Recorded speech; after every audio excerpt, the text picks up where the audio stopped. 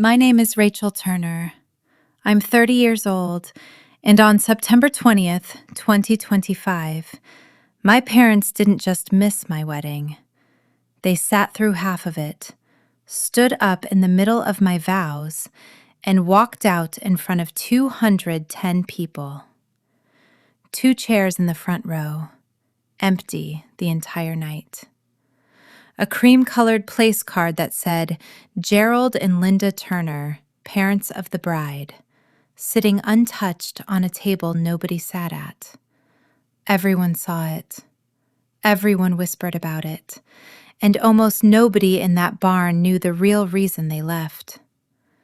They didn't know what my husband had spent 6 weeks digging up.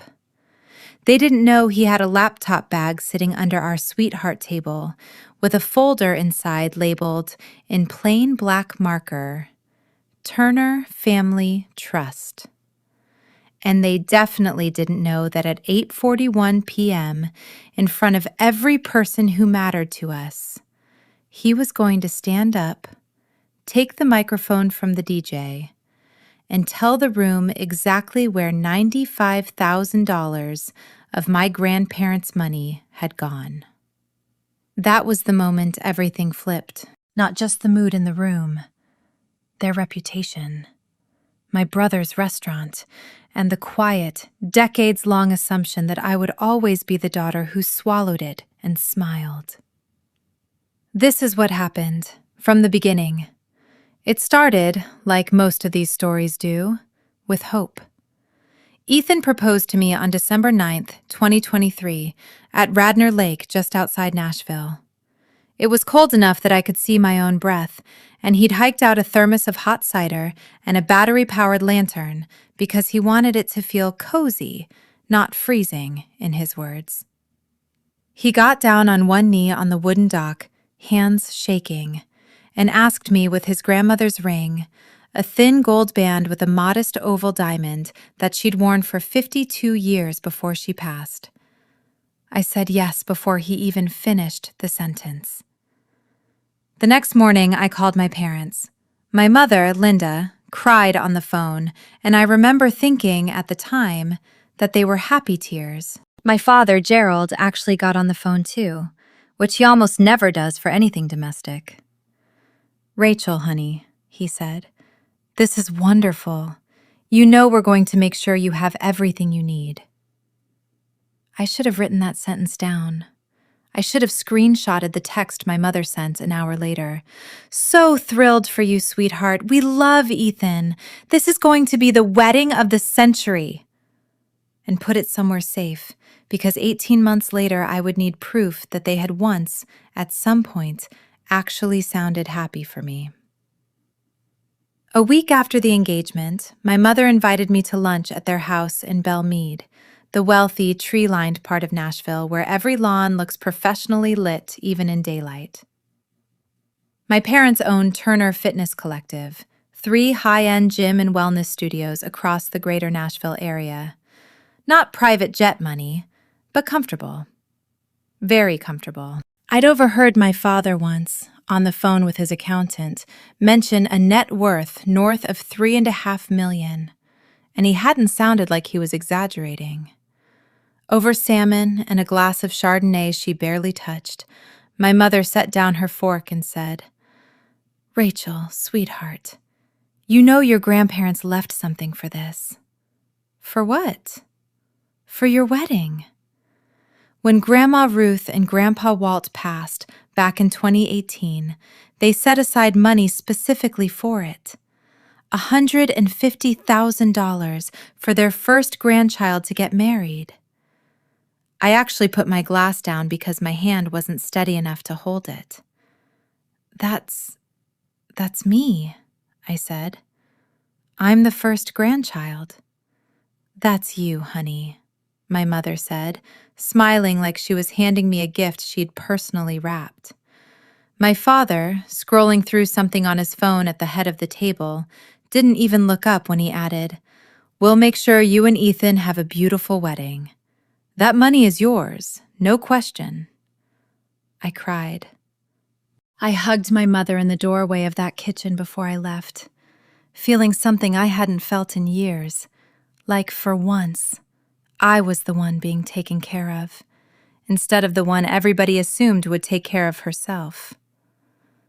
I should tell you a little bit about my brother Cole, because none of what happens later makes sense without him. Cole is 27, 3 years younger than me. Growing up, my parents called him the Spark. I heard that phrase so many times, it stopped meaning anything specific to me. It just meant him, not you. Cole got private chef camps in the summer. Cole got a car the week he turned 16, a used BMW, while I drove a 14-year-old Corolla until I paid off my own Honda at 24. When I graduated college magna cum laude with a degree in social work, my father said, "That's great, hun," and went back to watching the Titans game. When Cole dropped out of Belmont's business program after 3 semesters to pursue his passion for the restaurant industry, my parents threw him a dinner at their country club to celebrate his entrepreneurial spirit. At Thanksgiving in 2019, the year after my grandparents died, I remember my father looking across the table at Cole, who was talking about wanting to open his own restaurant someday, and saying, with actual light in his eyes, "Cole's going to do something big. He's got that fire in him." Then he looked at me. "Rachel, you're steady. Steady's good. You'll be fine." Fine. That word has followed me around for 6 years. But by the time Ethan proposed, I told myself none of that mattered anymore. I had my own apartment, my own job as a case manager at a nonprofit that helps place foster kids in stable homes, and I had a man who looked at me like I was the most interesting person in every room. I thought I'd built a life that didn't need their approval to be worth something. I was wrong about how much that would be tested. Ethan and I toured 9 venues in 3 months. Most were either double booked for fall or priced like a down payment on a house. Then, in April 2024, we found Cedarwood Hollow, a restored 1800s barn on 40 acres about 25 minutes outside Nashville, with string lights strung between the rafters and a covered pavilion that looked out over rolling hills that turned gold in September. I walked in and just knew. "We'll take it," I told the venue coordinator, a warm, no-nonsense woman named Patricia Yates, who'd clearly seen every kind of bride there was. "Great choice," she said, flipping through her binder. "What date are we looking at?" "September 20th, 2025. "That's 18 months out. Smart. Fall dates here book 2 years in advance sometimes." The deposit was $9,200, non-refundable, and Ethan and I split it straight out of our joint savings account, the one we'd been feeding since our first year dating specifically for someday. We signed the contract on April 11th, 2024. I texted a photo of the barn to my mother that same afternoon. Her response came back in under 10 minutes. "Rachel, this is stunning. September is perfect. The light will be gorgeous for photos. We cannot wait to celebrate you two. Love you so much." I saved that text. I don't fully know why at the time. Some part of me, I think, already suspected I'd need it later, the way you keep a receipt for something you hope you'll never have to return. For over a year, things were quiet. Good, even. My parents came to 2 engagement parties. My mother helped me pick out invitation fonts over FaceTime. I actually let myself believe, foolishly, that this time, my wedding, was going to be the thing that made me matter to them the way Cole always had. Then, in May 2025, Cole posted something on Instagram that should have warned me. A video of him standing in an empty commercial space, gutted down to the studs, spinning in a slow circle with his arms out. The caption, "It's happening. Turner and Vine, Nashville, this fall. Get ready." I liked the post. I even commented, "So proud of you." I had no idea what this fall was going to cost me. On July 14th, 2025, a little over 2 months before my wedding, my mother texted me, "Call me when you get a second. Need to talk about something with the date." I stepped outside my office into the kind of thick, wet Tennessee heat that makes your shirt stick to your back in 90 seconds. "Hey, Mom, what's up?" Her voice had a brightness to it that I'd learn over the following weeks was a warning sign. "So, Cole's restaurant, the grand opening, it's going to be huge, Rachel. He's partnering with the Nashville Food and Wine Festival for a launch event. Press, investors, the whole thing. It's the kind of exposure that could make his career." "Okay," I said slowly. "That's great for him. The thing is, the festival only has one weekend available this year that works with his build-out timeline. September 19th through the 21st. I felt the first cold drop of dread hit my stomach before she even finished the sentence. "Mom, that's my wedding weekend." "I know, sweetheart. That's exactly why I'm calling. Is there any way at all, you could look at moving things October, maybe? Or even next spring?" I stood in that parking lot and felt the asphalt heat radiating up through my shoes. "Mom, we booked that venue 18 months ago. We mailed save the dates to 210 people back in March. The caterer's deposit is in. My dress has already had its first fitting. Everything is locked." "I understand that, honey, but Cole's whole launch is riding on this specific weekend. If he loses the festival slot, he loses the investors who are flying in for it. Do you understand what that would do to him? And what happens to my deposits, Mom? We'd lose over $15,000 if we moved this less than 10 weeks out." There was a pause, and then her voice went flat in a way I recognized from childhood. The tone she used right before delivering a verdict she'd clearly already reached before making the call. "Rachel, this is about family. Cole's whole future could hinge on this. Your wedding can happen whenever. This can't. We have contracts, Mom, legal contracts." "I'll call you back," she said, and hung up before I could say another word. I stood there in the heat, with the phone still against my ear, and I felt something crack, quietly, but unmistakably, somewhere behind my ribs. 2 days later, my father called. His voice wasn't warm. It was the voice I'd heard him use on the phone with vendors who were late on a delivery, clipped, transactional, already annoyed before the conversation had really started. "Rachel, this is bigger than you're treating it. Cole's launch is a once-in-a-lifetime opportunity. Investors don't wait around. You're being selfish about a date on a calendar." Selfish. I let the word sit there for a second because it stung more than I wanted it to. "Dad, we signed contracts. We'd lose thousands of dollars. Real money, not hypothetical money." "Money isn't the point, Rachel. This is about whether you can put your family first for once in your life." For once in your life. As if I hadn't spent 3 decades doing exactly that. "We're not changing the date," I said, and I kept my voice as steady as I could manage. He exhaled, sharp, the way he does right before he ends a call he's decided he's already won. "Then we have a problem." He hung up. I stood in my kitchen holding the phone, shaking, until Ethan came in from the other room, took one look at my face, and pulled me into his chest. "What did he say?" "He called me selfish."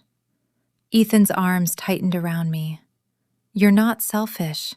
You're allowed to have a life that isn't built entirely around what's convenient for your brother."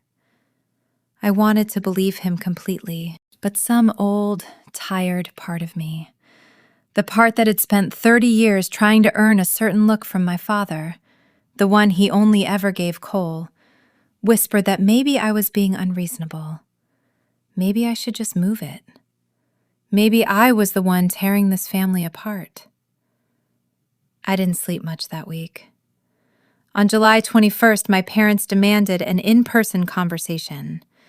Ethan and I drove out to Belmead on a Sunday evening, and I remember the air conditioning in that house being turned so far down it felt like walking into a meat locker, even though sweat was still gathering at the small of my back. Cole joined by video call from his half-finished restaurant space, laptop propped on an upturned crate, construction dust visible behind him. My mother sat across from us at the dining table, hands folded like she was about to deliver a eulogy. My father stood by the window with his arms crossed, backlit by the last of the evening sun. "We've thought about this," my mother said, her voice pitched into that saccharine register she uses for things she already knows are going to hurt someone. "We came up with a compromise. What if you moved the wedding to next spring, April, maybe? We'll help cover the change fees." I looked at Ethan. He squeezed my hand under the table. Once. The way we'd agreed meant stay calm. "The change fees would run $12,000 to $16,000, I said. Minimum. And we'd lose our date at Cedarwood entirely. We'd be starting the whole search over from scratch, this close to fall." My father turned from the window. "We're offering to help. What more do you want from us?" Cole's voice crackled through the laptop speaker. "I mean, I already signed the lease based on this timeline, so..." Something in me went very quiet and very cold. "No," I said.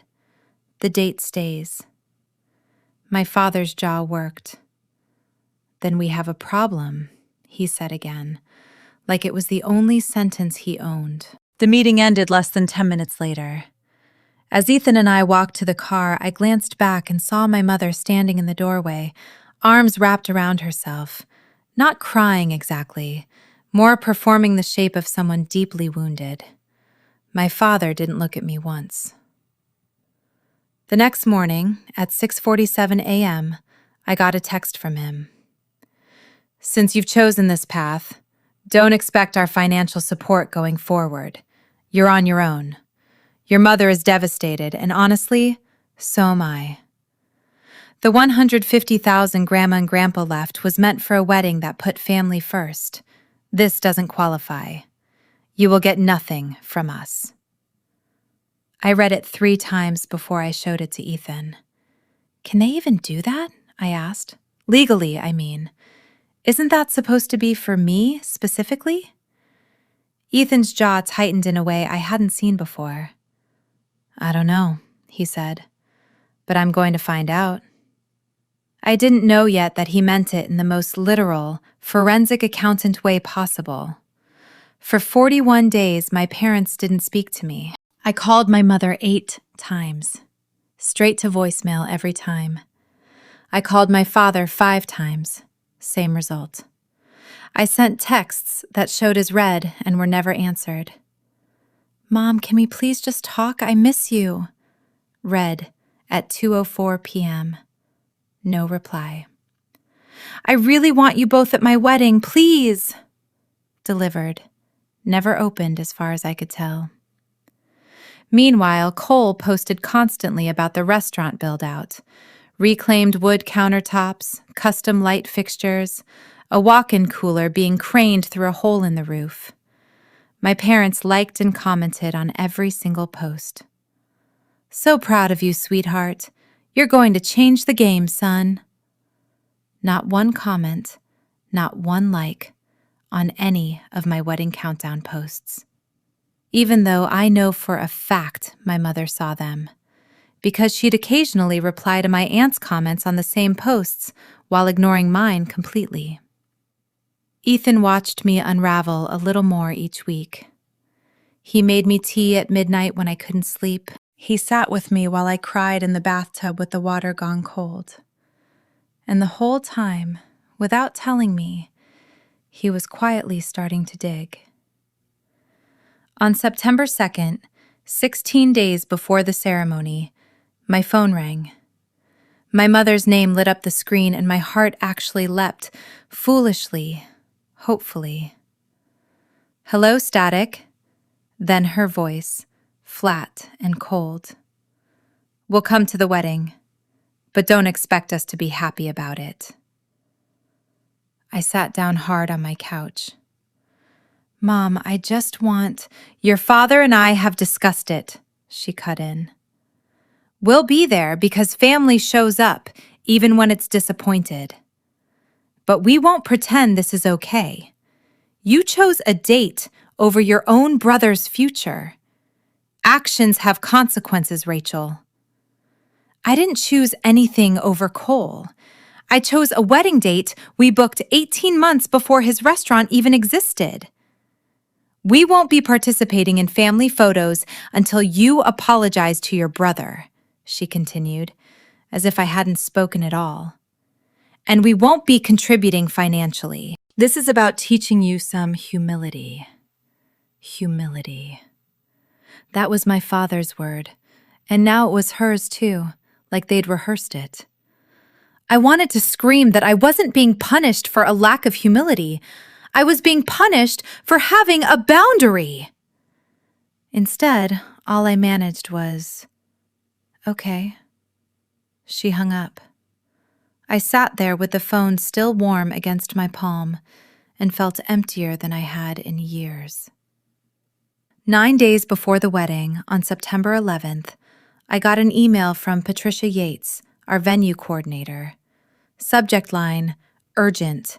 Conflicting communications regarding your September 20th event." "Hi, Rachel. I hope you're doing well. I'm reaching out because I've received several communications regarding your event that I wanted to clarify directly with you before proceeding further. I've attached the emails below. Please advise on how you'd like me to handle this." Attached were 3 emails, all sent by my mother, using her maiden-sounding Linda G. Turner email signature she reserves for anything she considers official business. Email 1, August 4th. "Hello, this is Linda Turner, mother of the bride. I'd like to discuss options for moving the September 20th event. Please call me at your earliest convenience to discuss what flexibility might exist." Email 2, August 19th. "I understand there may be penalties involved, but this is truly a family emergency. Surely there's some way we can work together on this. The bride is making an error in judgment, and we are trying to help her see that before it's too late." Email 3, September 5th, 15 days before my wedding. "This event should not go forward on this date. I am asking you, as the mother of the bride, to help us stop this from happening. Please call me immediately. This is urgent." I read that last one twice and felt my blood actually go cold in my chest. My mother had tried 3 separate times to sabotage my own wedding behind my back. The same wedding she'd told me to my face 16 days earlier that she'd be attending out of family obligation. I forwarded the whole chain to Ethan with one line. "She tried to get Patricia to cancel our wedding 3 times. He called me 2 minutes later, his voice unnervingly calm and controlled in a way that scared me a little. "Rachel, we need to talk tonight. There's something I've been working on." "What do you mean I'll explain when I get home?" "But this is bigger than you think it is." What Ethan found. That night, Ethan came home with his laptop bag still on his shoulder and a look on his face I'd never seen before. Not angry, exactly. Focused. Almost clinical. He set the laptop on our kitchen table, pulled out a chair for me, and sat down across from me instead of beside me, like he wanted to be able to watch my reaction. "I need you to trust me for the next 10 minutes, he said. "I do trust you. What's going on?" "I've spent the last 5 weeks looking into your grandparents' trust." I blinked. "What? How would you even do that?" Ethan works as a forensic accountant for a regional bank, the kind of job where he spends his days untangling exactly this sort of thing for corporate clients. He has access to research tools, subpoena templates, and a working knowledge of Tennessee trust law that most people never need in their lives. And once your father tells your fiancé, in writing, that he intends to redirect your dead grandparents' money, apparently that's exactly the kind of thing that makes a forensic accountant start pulling threads. "The 150,000, he said. "I wanted to know whether your parents could actually withhold it the way your dad's text implied. So I started with public records. The trust was filed with the county when your grandparents' estate went through probate in 2018. It's a matter of record. Anyone can request it." He turned the laptop screen toward me. A scanned document, slightly crooked, clearly photographed rather than professionally copied. He'd highlighted a paragraph in yellow. "A sum of $150,000. $150,000. Shall be held in trust and distributed to the grantor's first grandchild to legally marry. Said funds to be used at the beneficiary's discretion for wedding expenses, a first home down payment, or other expenses related to establishing a marital household." "That's you, Rachel," Ethan said quietly. "Not Cole. You. By name, by the plain language of the document, you are the sole beneficiary of that money the day you get married. Your parents are named as trustees, which means they administer it, they don't own it. And they definitely don't get to redirect it to someone who isn't even the person named in the trust." "But he's the one who controls the account," I said. "He said before that he manages it. Trustees have a legal duty to act in the beneficiary's interest. It's called fiduciary duty. If a trustee moves trust assets to benefit someone other than the named beneficiary, especially a family member who isn't even mentioned in the document, that's not just unethical. Depending on how it's structured, it can be a straightforward breach of fiduciary duty. Maybe even conversion, which is basically the civil version of theft." I felt something shift in my chest. Not sadness this time. Something colder. "Are you saying they already moved it?" Ethan clicked to the next tab.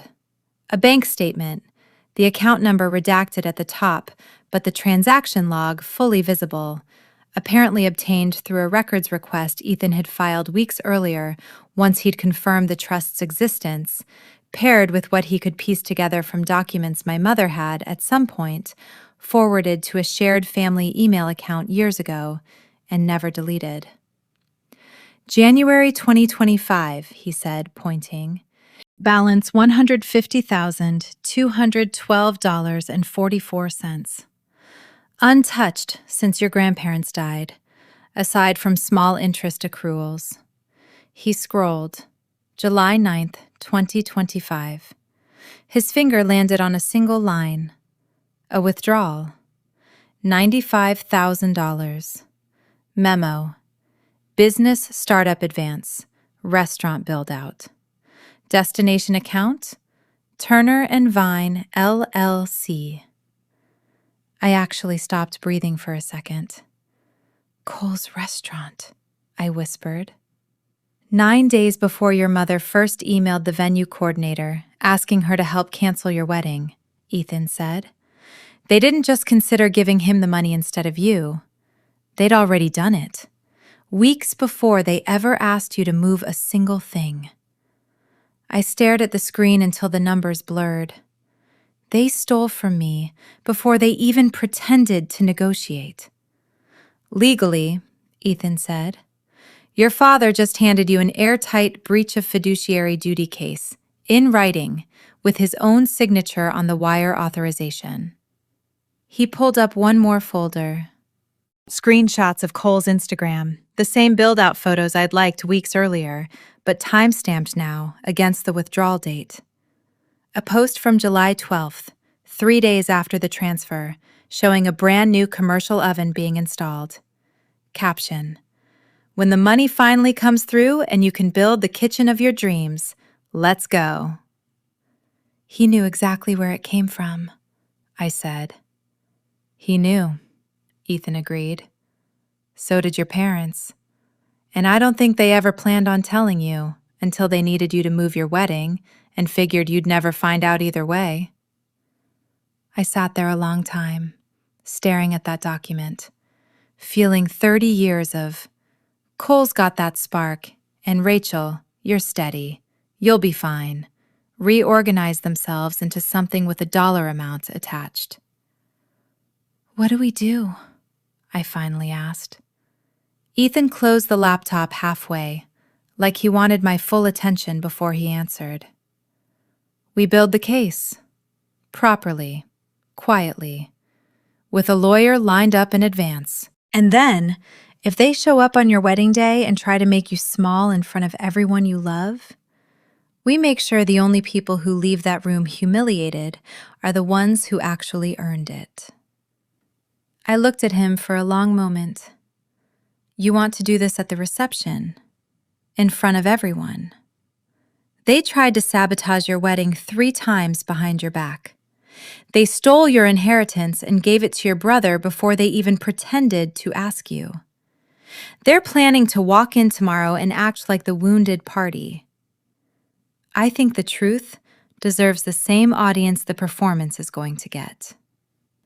I thought about my grandmother Ruth, who used to slip me $5 bills at Christmas for something just for you, not your brother, like she already knew even then what I was up against. I thought about the trust she and my grandfather built specifically with my name attached to it, and how quickly it had been quietly redirected the moment it became inconvenient to honor. "Okay," I said, "let's do it." Over the following week, Ethan and I, mostly Ethan if I'm honest, because by that point I could barely function some days, compiled everything into one folder. The bank statement showing the $95,000 transfer, the trust document with the beneficiary clause highlighted in yellow, my mother's 3 sabotage emails to Patricia, the screenshots from Cole's Instagram, dated and cross-referenced against the withdrawal, my father's "you'll get nothing from us" text, my mother's "this is to teach you humility" phone call, which I'd actually recorded on my end, legally, since Tennessee is a one-party consent state for phone calls, something Ethan reminded me of the moment I mentioned the call had upset me enough that I'd hit record out of habit from work, where I document everything for case files. Then, 3 days before the wedding, Ethan found one more thing.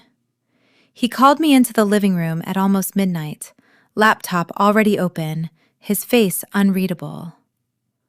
"Look at this," he said. September 6th.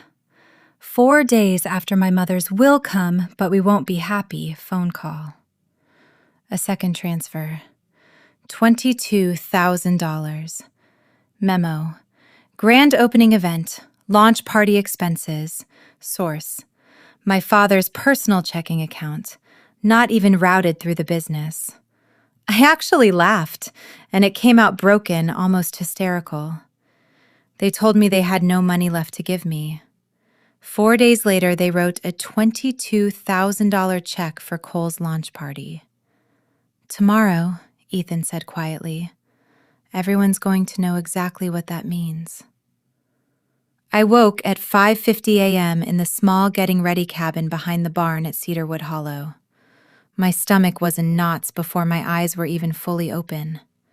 Hair and makeup at 8, ceremony at 4, reception at 6:30, and somewhere in between my parents would either show up or they wouldn't, and I genuinely did not know which outcome scared me more. I checked my phone. No messages. At the salon, my bridesmaids tried their best to keep things light. My maid of honor, Kayla, brought mimosas and playlists of songs from college. Ethan's sister told jokes so bad they somehow looped back around to funny. I laughed along, but I kept checking my phone between appointments, like the screen might rearrange itself into good news if I looked hard enough. At 10:14 a.m., Cole posted a video to his Instagram story. A slow pan across the finished dining room of Turner and Vine, string lights, exposed brick, a chalkboard menu, captioned, 2 days out from the biggest night of my life. Everything led to this. My parents had liked it within 4 minutes. By 2:30 p.m., I was standing in front of the mirror in my dress. A champagne-colored A-line with delicate lace sleeves, $2,900, paid for entirely by me, in installments, over the previous 10 months. My mother was supposed to help zip me into it. Instead, it was Kayla, her hands slightly unsteady, both of us pretending not to notice. I put on my grandmother's pearl earrings, the ones from her jewelry box that had come to me specifically in her will alongside that trust. They felt heavier against my ears than pearls should. "Grandma would be so proud of you," Kayla whispered, hugging me from behind in the mirror. "I hope so," I said. At 3:10 p.m., a knock came at the door. My Uncle Marty, my father's younger brother, a retired firefighter who'd never once in 30 years missed a single family event out of spite. 2 nights earlier, I'd called him and asked, with my voice shaking, if he'd consider walking me down the aisle if my father refused. He hadn't even paused. "Kiddo, I would be honored. Your father's about to make the worst mistake of his life, and it isn't going to be my first time watching him do that." Now he stood in the doorway in a gray suit, eyes already a little red. "You ready, sweetheart?" I took his arm. Through the window, I could see guests arriving in 2s and 3s across the gravel lot, and then, at 3:40, my parents' silver SUV pulling in, parking deliberately far from the entrance, as if distance from the building could also mean distance from the day itself. At 4 p.m. sharp, the string quartet began. 210 invitations had gone out. 186 guests actually took their seats. A handful of distant relatives had quietly bowed out once word of the family drama had made its rounds to the Turner grapevine, the way these things always do. My bridesmaids walked the aisle first. Then Ethan's 6-year-old nephew scattered rose petals with the wild, uneven enthusiasm only a 6-year-old can bring to a job like that. Then it was my turn. Uncle Marty and I walked together. I didn't let myself look at the back row, where I knew, without checking, that my parents were sitting, deliberately, as far from the front as physically possible. I kept my eyes on Ethan instead, standing at the arbor in his charcoal suit, and when our eyes met, he mouthed silently, "You've got this." Pastor Dan, an old family friend of Ethan's, opened with the standard warmth. A reading, a blessing, and then the line every officiant says, the one that exists mostly as ceremony and almost never as an actual invitation. "If anyone has any reason this couple should not be joined in marriage, speak now or forever hold your peace." Silence. Then movement in the back. My father stood up. A ripple of gasps moved through the crowd like wind through wheat. Pastor Dan blinked, clearly assuming for half a second that this was some kind of joke. "Sir, I don't think this is the—" My father's voice cut across the pavilion, pitched loud enough to carry to every seat. "Rachel, your mother and I are leaving. Think long and hard about what you've done to this family today. We won't be part of this." My mother rose beside him, already crying in the theatrical, performative way she reserves for audiences. They walked down the center aisle together, her heels clicking sharply against the reclaimed wood floor, his hand at the small of her back, guiding her out like she was the one being wronged. 50-some relatives on the Turner side sat frozen, mouths open. Nobody breathed. I have never experienced a silence that long in my life. It felt like it stretched for a full minute, though Ethan told me later it was closer to 40 seconds. Then, Uncle Marty, still holding my arm, leaned in and murmured, "Keep going, honey. Don't let him steal this too." I looked at Pastor Dan. My voice came out steadier than I expected. "Please, continue." He cleared his throat, nodded, and did. We exchanged vows. Ethan's hands were steady around mine, even though I could feel his pulse hammering in his wrist. When he reached the end of his written vows, he improvised, his voice thick. "Rachel, the strength it took you to stand here today, after everything that just happened, humbles me completely. I promise you, in front of everyone who stayed, that I will always, always stand up for you, no matter who's watching." I cried through the rest of the ceremony, happy tears mixed with something rawer underneath. We were pronounced husband and wife at 4:38 p.m. The applause that followed was loud, a little shaky, some of it clearly coming from people who weren't sure if they were allowed to be happy yet. As we walked back down the aisle, I caught sight of my Aunt Denise, my father's older sister, sobbing into a tissue. She mouthed, "I'm so sorry." I smiled at her, because in a few hours, sorry wasn't going to be the word anyone was reaching for anymore. From 500 to 600, guests drifted around the terrace overlooking the hills, the September light just starting to go gold and low. I heard fragments of conversation everywhere I turned. What was that? Are they coming back? I can't believe he actually did that in the middle of the ceremony. I gave the same answer to everyone who asked. They made their choice. Ethan moved through the crowd looking composed, almost serene, but I caught him checking his watch twice, like a man counting down to something. Dinner was at 6:30, toasts at 7:45, and somewhere around 800, everything was going to change. At 6:15, the photographer gently asked if we wanted family formals before dinner. "Just Ethan's side," I told her. She hesitated, glancing between us. "And, your side?" "There's nothing to photograph," I said. At 6:30, we walked into the reception barn, transformed since the ceremony. String lights crisscrossing overhead, garlands of eucalyptus running the length of 20 round tables, each seating 10. The DJ announced us for the first time as Mr. and Mrs. Foster, and the room exploded into applause. We danced our first dance to a slow acoustic cover of All of Me, and for 3 minutes and change, it almost felt normal. Except for table 1, front and center, my side's designated family table. 2 empty chairs, 2 untouched place settings, 2 cream cardstock name cards still standing upright. Gerald Turner, Linda Turner. Everyone saw it. Nobody mentioned it out loud. Everyone was thinking about it anyway. Dinner service began at 700, a choice of bourbon-glazed chicken or a vegetarian mushroom risotto. I didn't eat more than 3 bites of either. Ethan barely touched his plate.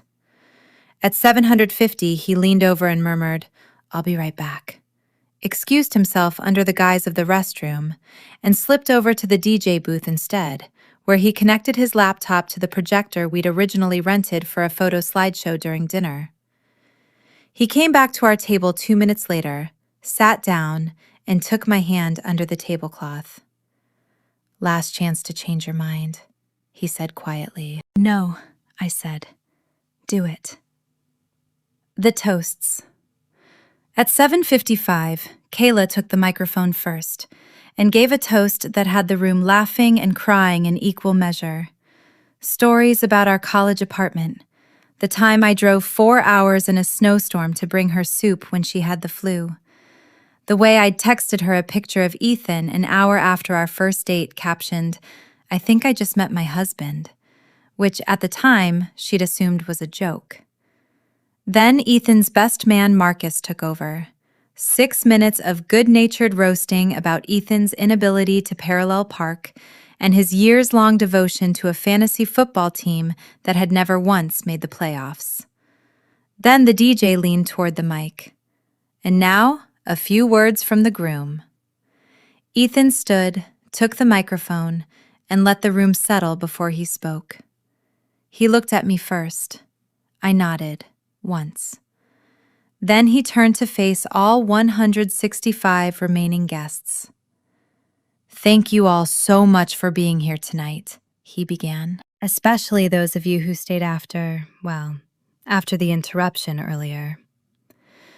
A few uneasy laughs rippled through the tables. "I'm not usually a guy who likes public speaking," he continued, his voice calm, measured, almost gentle. "But something happened today that I can't just let go unspoken. And I don't think any of you should have to either." He clicked a small remote in his hand. Behind him, the projector screen, the one we'd rented for a photo montage, flickered to life. White text on a black background. People leaned forward in their seats, murmuring. Rachel's father told her, more than once, that this whole ordeal was about teaching her humility, Ethan said, his voice never rising, never wavering. "Let me show you exactly what that lesson has actually cost, and who's really been paying for it." Click. A black and white photograph filled the screen. Rachel's grandparents, Ruth and Walt Turner, on their wedding day in 1961. "This is where the story really starts," Ethan said. In 2018, Rachel's grandparents passed away, 6 weeks apart, the way some couples do when they've been together 60 years and can't quite manage without each other. They left behind a trust, $150,000, set aside specifically, in writing, notarized, filed with the county, for their first grandchild's wedding. Click. The scanned trust document appeared, the beneficiary clause enlarged and highlighted in yellow, easily readable from every table in the room. "That's Rachel," Ethan said, "not her brother.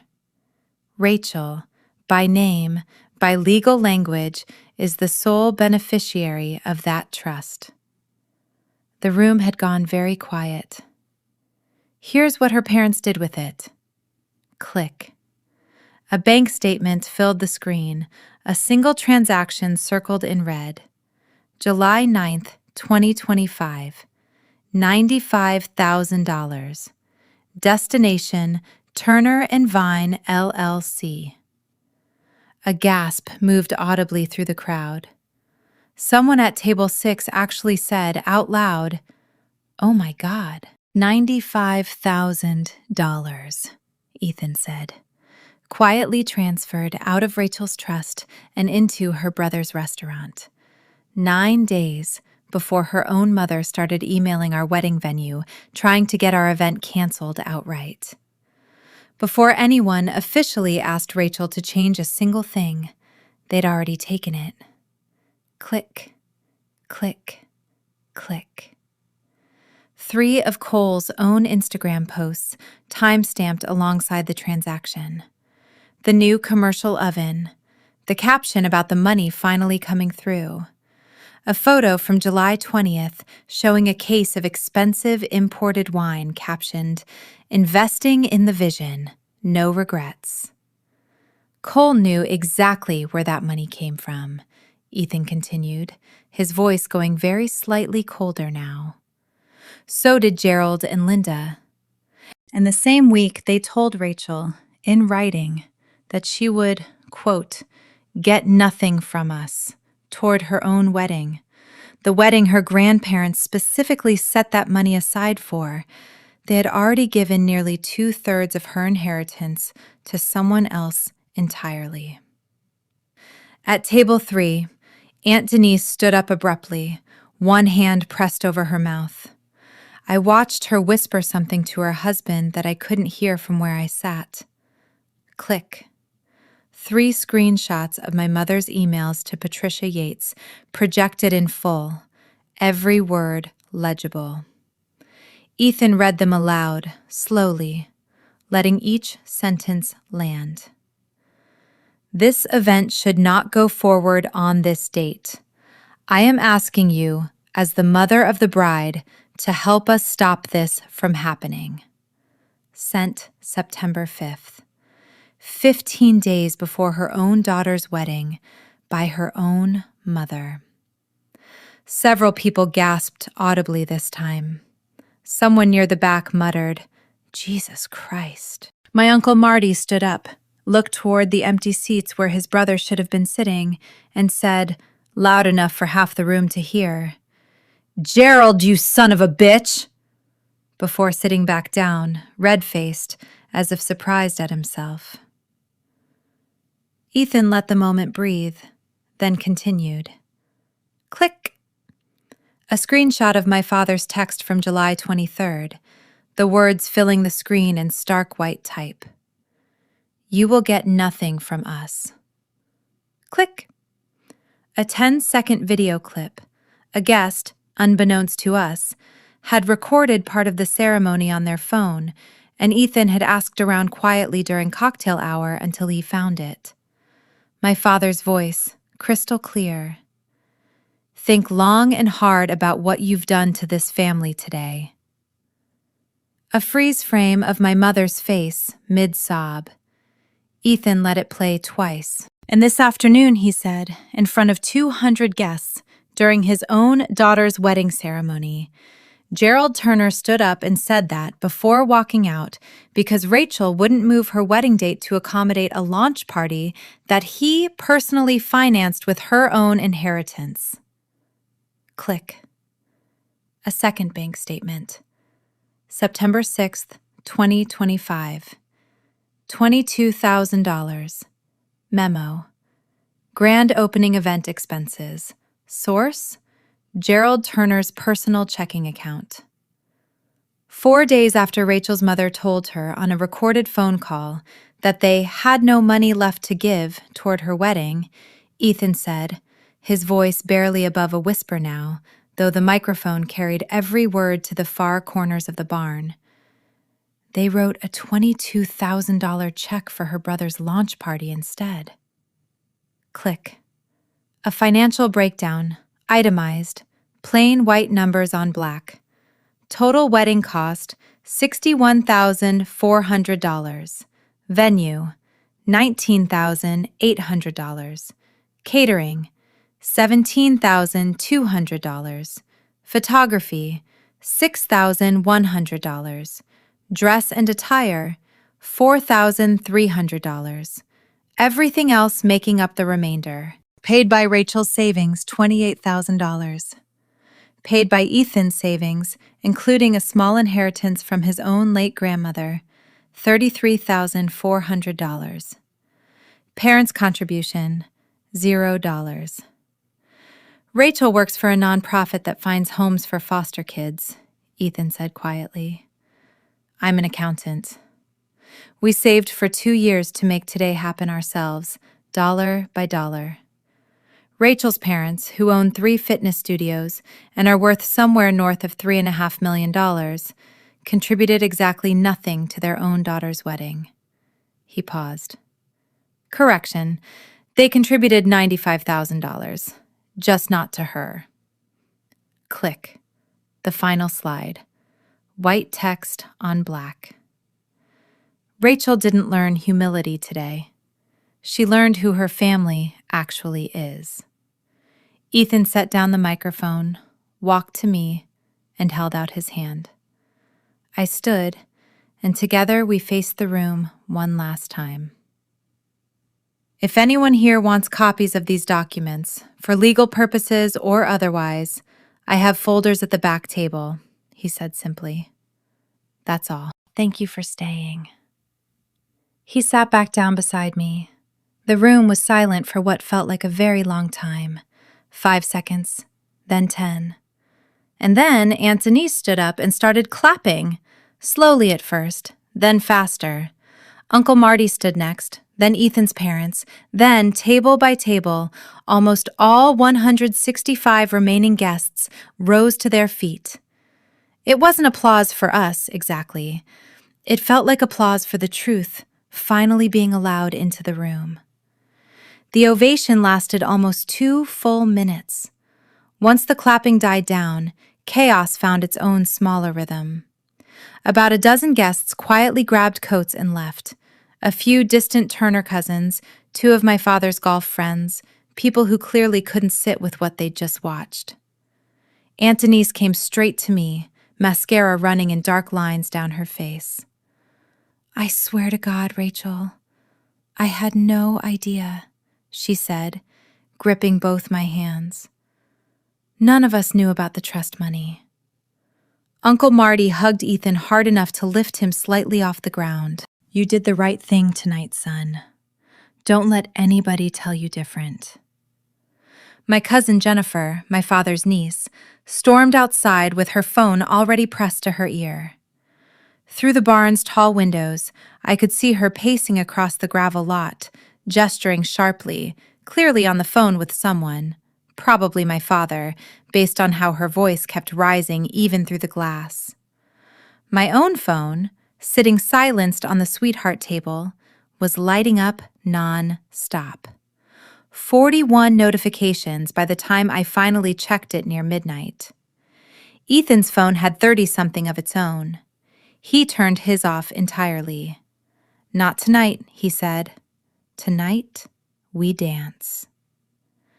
The DJ, after a beat of clearly not knowing what to do with the room's energy, wisely decided the answer was Motown and cranked "Signed, Sealed, Delivered" loud enough to shake the string lights. The dance floor filled almost instantly. People needed somewhere to put all that adrenaline, and dancing turned out to be exactly it.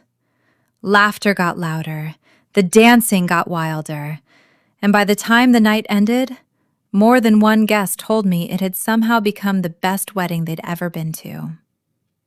At 9:20, Marcus grabbed the mic for an unplanned second toast. To Ethan, for having the spine to say it. To Rachel, for having the strength to let him. And to all of us, for witnessing what might genuinely be the most legendary wedding reception in the history of the state of Tennessee. Cheers. The room roared. By 11:30, the last guests were trickling out. Aunt Denise hugged me one final time at the door. "Your grandmother would be so proud of you tonight," she said. "Not about the money, about you." That's when I finally cried. Real, unguarded, happy tears. The first ones all day that had nothing complicated tangled up in them. At midnight, back in the small cabin behind the barn, Ethan turned his phone back on.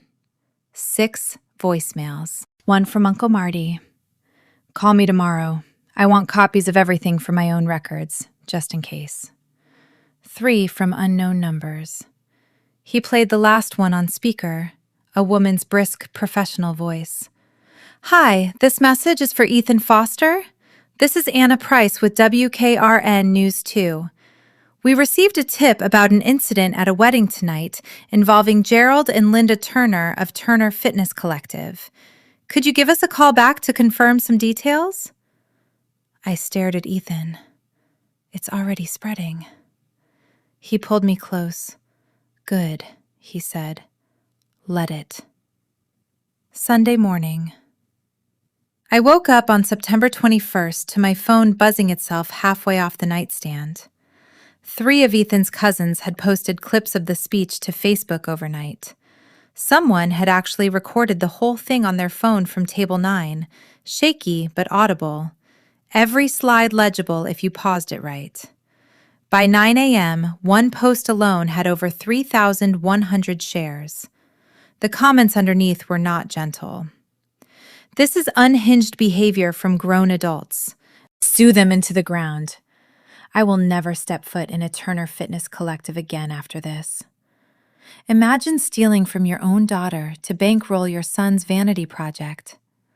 Someone, somewhere, had started the hashtag Justice for Rachel, which felt both surreal and slightly embarrassing to see attached to my own name, like watching a stranger wear your coat. At 9:40, my phone rang. Unknown number, Nashville area code. Hello? Hi, is this Rachel Foster?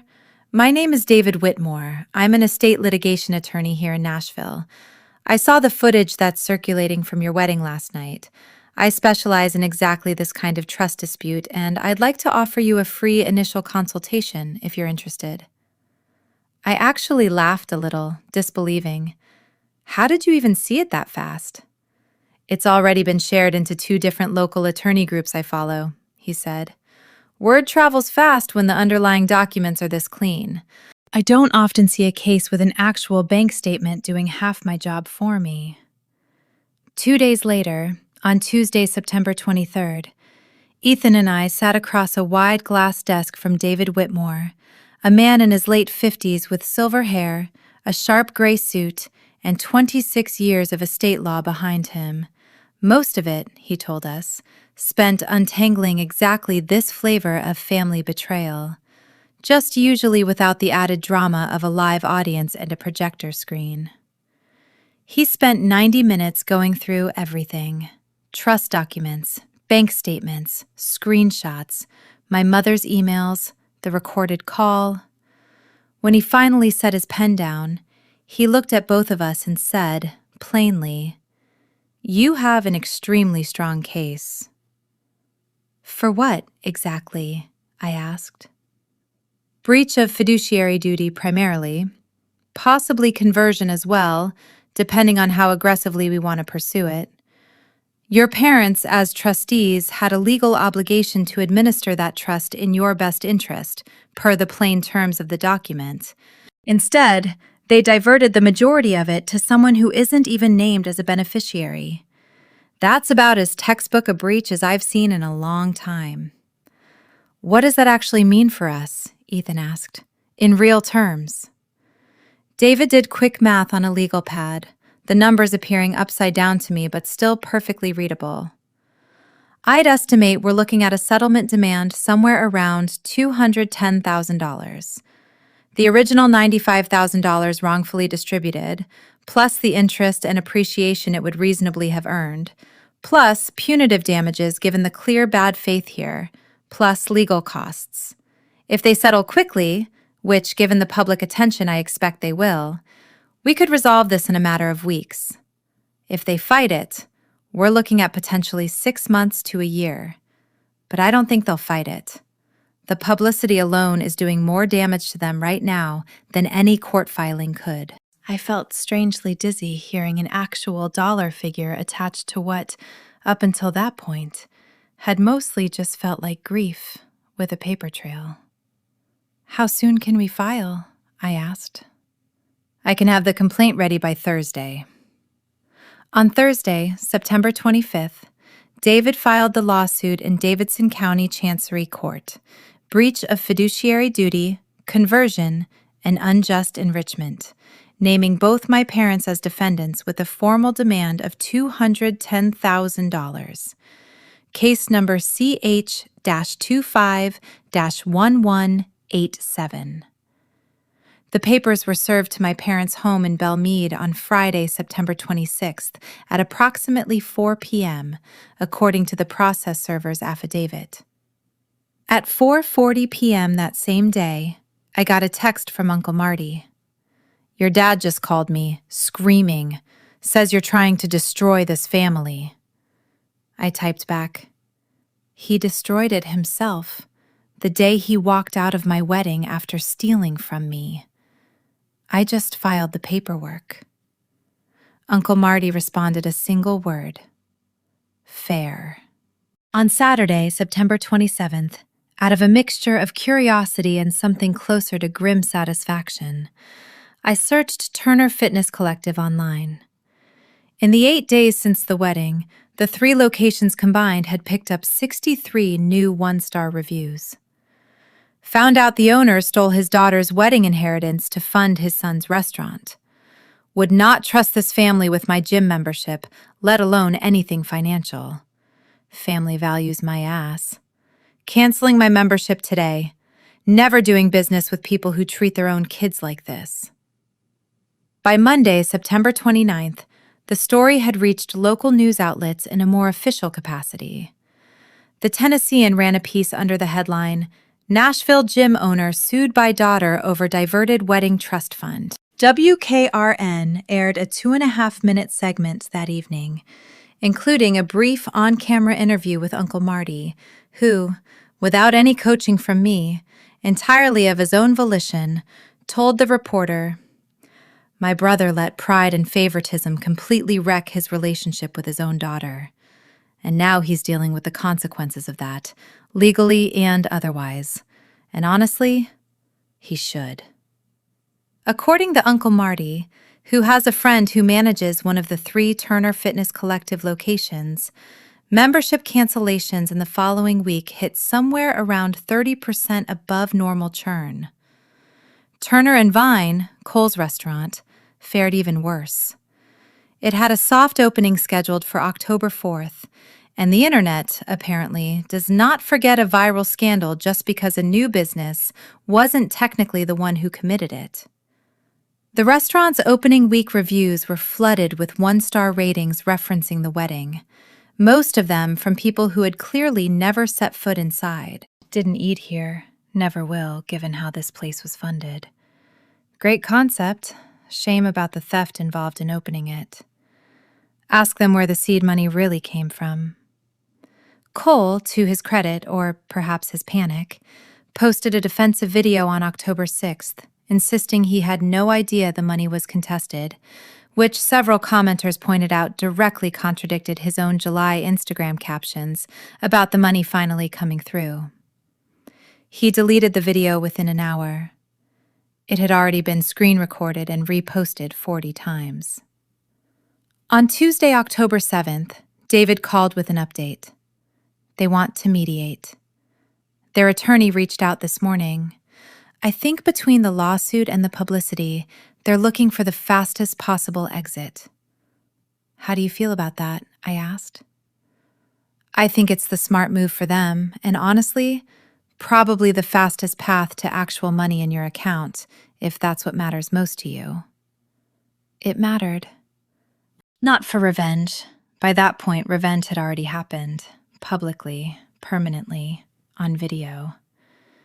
This was just about getting back what was legally, factually mine. Mediation took place on Wednesday, October 22nd, in a neutral conference room downtown, with a retired chancery judge acting as mediator. My parents' attorney was combative from the opening minutes. David was calm, unhurried, and had every document organized into color-coded tabs. The session ran nearly 5 hours, 900 a.m. to just before 200 p.m.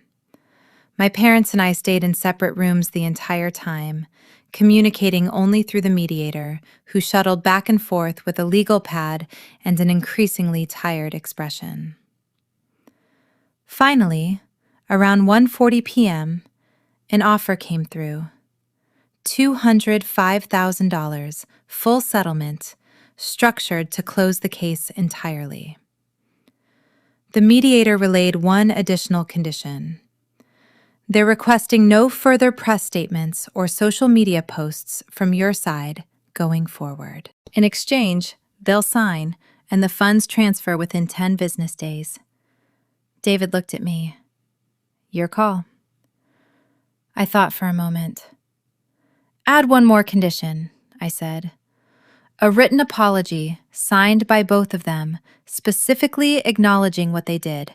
Not vague, specific. 20 minutes later, the mediator returned. They've agreed.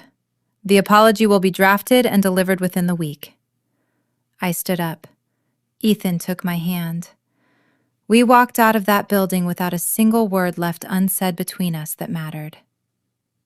The letter arrived by certified mail on Monday, November 3rd. One typed page, signed by both my parents in shaky, unmistakably reluctant handwriting. We, Gerald and Linda Turner, Acknowledge that we allowed favoritism toward our son to guide decisions regarding Rachel's wedding and the trust fund established by her grandparents. We violated our legal and moral obligations as trustees of that fund. We failed Rachel as parents during one of the most important moments of her life. We are deeply sorry for the pain this caused her and her husband. I read it once. I didn't feel much of anything, honestly. Not relief, not satisfaction. Mostly just a kind of tired stillness. Is it enough? Ethan asked, watching my face. It's words, I said. The money is the actual justice. This is just paper. I folded it once and put it in a drawer. I never responded to it, and I never will. On Thursday, November 6th, the settlement funds hit our joint account. Wire transfer. Memo line reading simply, settlement, Turner versus Turner. $205,000. I stared at that number on my banking app for a long time before I finally closed the screen and started, almost immediately, looking up real estate listings. By April 2026, Ethan and I had closed on our first house, a 3-bedroom brick ranch in the Donelson area, 30 minutes from downtown Nashville, with a small backyard and a kitchen I'd already started filling with mismatched secondhand dishes because I liked the idea of a home built out of things we'd chosen ourselves rather than things handed down under obligation. Purchase price, $412,000. Down payment, $70,000 from the settlement. The rest, a normal mortgage, like normal people. I was 14 weeks pregnant. We hadn't spoken to my parents since mediation. No calls, no texts. A gift basket arrived on our doorstep in December, unsigned, with a card that just said, "Thinking of you." I sent it back, unopened, through the mail the following morning.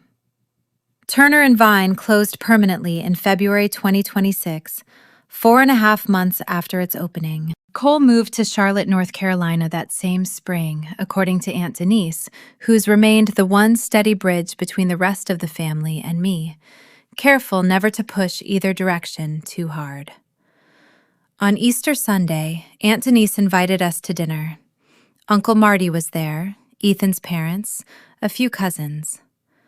Over dessert, she said quietly, not quite meeting my eyes, "Your father asks about you sometimes. Through your uncle, mostly. He says he wants to meet the baby when it comes." I set down my fork. Maybe, if he actually earns it. Actions, not more words. Uncle Marty nodded slowly. That's fair, kiddo. More than fair. That night, back home, Ethan and I sat in the half-finished nursery. Soft sage green paint drying on one wall, a crib we'd assembled together sitting in the corner still wrapped in its plastic. He was flipping through paperwork for a new document, the beginnings of a will, and a savings account for our own child. "What do you want to put in this for the baby?" he asked. I thought about my grandmother, about the trust she and my grandfather had built with such specific, deliberate love, and about how easily that love had been twisted into leverage the moment it became inconvenient. I want it to say, "This money is for building a life that makes you happy," I said finally. "Not for making anyone else in this family feel important. Just you." Ethan kissed the top of my head. Perfect. If you're listening to this and you recognize any piece of your own family in it, the favoritism, the guilt disguised as love, the money used as a leash instead of a gift, please document everything. Know your actual legal rights before you assume you have none. Get a lawyer if it comes to that, and don't feel guilty for needing one. And remember, sometimes the family you build ends up steadier than the one you were born into. We're still in that little brick house, still finishing that nursery one wall at a time. My parents sent another gift a few weeks ago. I returned that one too. Maybe there will be some kind of reconciliation someday. Maybe there won't be. But I learned something true that afternoon at Cedarwood Hollow, in front of 186 people and 2 empty chairs in the front row. Some families are simply born. Others have to be built, on purpose, by people who choose to show up. Ours is the second kind, and I wouldn't trade it for anything. Not even for the version of my father who might, someday, finally say he's proud of me and actually mean it. I almost ended the story there. Married, settled, pregnant, moved on. That's the version that fits neatly into a highlight reel.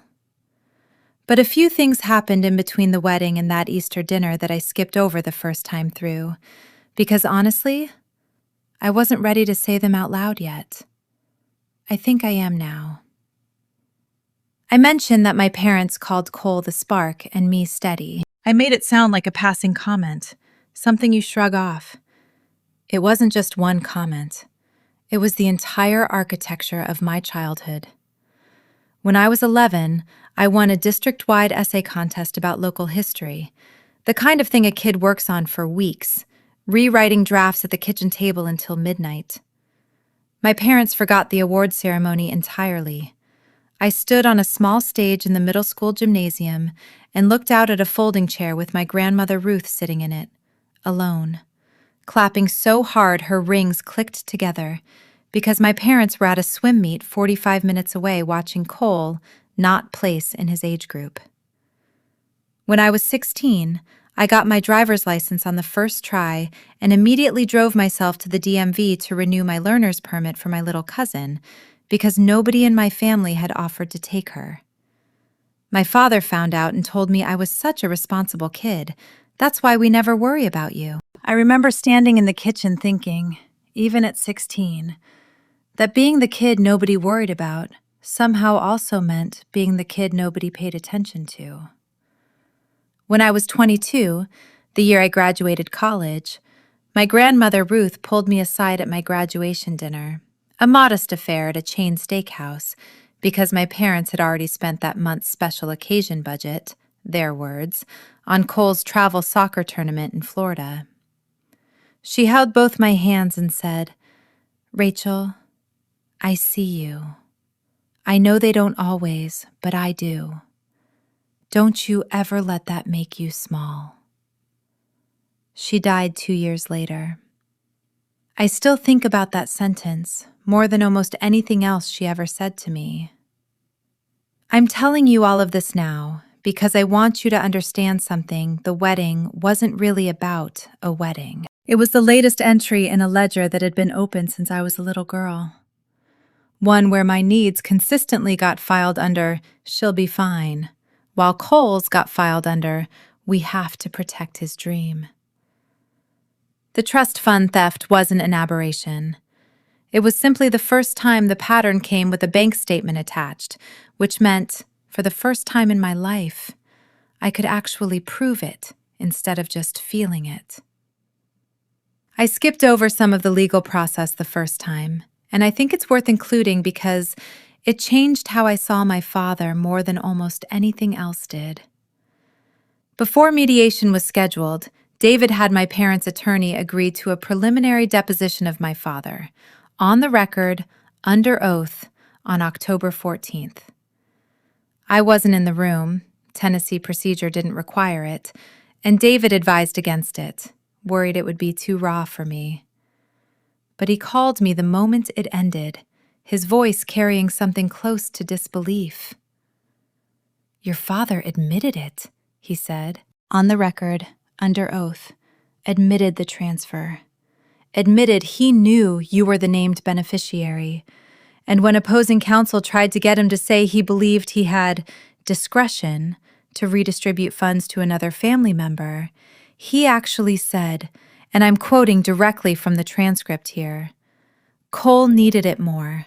Rachel would have been fine either way." I sat with that phrase for a long time after David read it to me. Rachel would have been fine either way. The same word, fine, that had followed me around since I was a child, now sitting in a sworn legal transcript, functioning as my father's actual, stated, legal defense for taking my inheritance. David told me later that moment alone was probably worth another $20,000 in the eventual settlement number, because it removed any possible argument that the transfer had been an innocent misunderstanding of trustee duties. It was, by his own words, a deliberate choice to prioritize one child over the other, using money that legally belonged only to me. The Tennessean article was accurate but brief. What it didn't include, because I only told this part to David and later, quietly, to Aunt Denise, was a phone call I got from my mother on October 15th, the day after the deposition, the only call either of my parents made to me directly during the entire legal process. "You're humiliating your father," she said. No greeting, no preamble. 26 years he's built that business. Now people are Googling him and finding lawsuits. He's the one who created a public record of stealing from me, Mom. I didn't write his deposition transcript. You could have handled this privately. Family stays private. You tried to cancel my wedding behind my back 3 separate times, privately, I said. Privacy didn't seem to matter to you then. She was quiet for a moment. Then, in a voice that almost sounded like the mother I remembered from before any of this, almost, but not quite, she said, "I don't know how we got here." "I do," I said. "I've known for a long time. You just weren't paying enough attention to notice." She hung up. That was the last time either of my parents called me directly for the next 11 months. I want to be fair here, because as satisfying as it might be to only tell one side, Cole did eventually give his own account, in a long, meandering Instagram live he did in early November, after the restaurant's soft opening had already gone badly. Someone sent me the recording, and I watched the whole 40-minute thing, once, out of a strange mixture of dread and curiosity. He cried at several points. He said he never asked for the money to come from the trust specifically, that our parents had simply told him the money's handled, don't worry about where it comes from, and that he didn't find out the full source until after the wedding footage went viral and people started sending him screenshots of the trust documents in his DMs. I believe some of that. I think Cole is, in many ways, a product of the same system that hurt me, just on the receiving end of the golden treatment instead of the neglect, which comes with its own quieter kind of damage. The damage of never having to build a single thing on your own before the world hands you a bill for it. I don't think he woke up one July morning and decided to destroy my wedding. I think he simply never had to ask where anything came from, because it always just appeared. And appearing without explanation was the only kind of love he'd ever really been taught to expect either. That doesn't make it okay. He still spent that money, still posted gleefully about the money finally coming through, still let our parents blow up my wedding on his behalf without once, as far as I know, calling me himself to ask if I was okay. But I've made my peace with holding 2 things at once. He benefited from something broken, and he is also, in his own way, a casualty of it. We haven't spoken since the wedding. I don't know if we ever will. I sent him a single text in March after I heard about the restaurant closing. "I'm sorry it didn't work out. I hope you land somewhere that isn't built on someone else's money next time." He never responded. I don't think I expected him to. Here's the part I genuinely debated including, because it complicates the tidy ending, and these stories usually want a tidy ending. But it happened, so I'm telling it. In January 2026, 3 months after the settlement closed, David called me out of the blue. "This isn't really my business to bring to you anymore, since your case is closed," he said. "But I think you'd want to know. I was talking to a colleague who does business litigation, and your father's name came up in an unrelated context. Apparently, there's a separate dispute brewing between him and one of his original investors in the fitness studios, someone he brought in back in 2016 to help fund the second location." "What kind of dispute?" "Allegedly, some irregularities in how investor distributions were calculated over the past several years. I don't have details, and it's not my case. But given everything that's already surfaced publicly about how your father handles other people's money when he thinks no one's watching closely enough, I wasn't exactly stunned." I sat with that news for a long time. Part of me, a smaller part than I expected, felt a flicker of something like vindication. The sense of, see, it wasn't just me. It was never just me. But a larger part of me just felt tired. Tired in the way you feel when a pattern you already understood gets one more confirmation you didn't particularly need. I don't know how that investor dispute resolved. I made a deliberate choice not to follow it closely, not out of forgiveness, but out of self-protection. There's a difference between accepting the truth about someone and spending your remaining years auditing their behavior for the satisfaction of being proven right again and again. I'd already gotten my proof. I didn't need a subscription to it. I never talked about how Ethan's own parents reacted to all of this, and I think it matters because it's part of what made the whole ordeal survivable. Ethan's mother, Carol, called me the Monday after the wedding, not to check on the drama, but just to ask how I was sleeping, whether I'd eaten anything, whether I needed her to come sit with me for a while. She showed up on Wednesday with a casserole and didn't mention my parents once the entire visit, until I brought it up myself, at which point she simply said, "You did nothing wrong. Absolutely nothing. I hope you know that in your bones, not just your head." Ethan's father, a quiet, steady man named Robert, who'd worked 30 years as a high school shop teacher, told Ethan privately, in a conversation Ethan only relayed to me months later, "Your wife's family showed you exactly who they are on the one day they were supposed to show up the most. Marry into people who show up. You already did." I cried when Ethan told me that. Not sad tears, the other kind. The kind you cry when you realize, all at once, that the family you're building might actually be safer than the one you spent 30 years trying to earn a place in. Our daughter, Josephine Ruth Foster, Josie most days, was born on August 3rd, 2026, 7 pounds, 2 ounces, with a full head of dark hair that made the delivery nurse laugh out loud. We gave her Ruth as a middle name on purpose, deliberately, the way you plant something you want to grow into meaning something later. My parents found out through Aunt Denise, since we hadn't told them directly.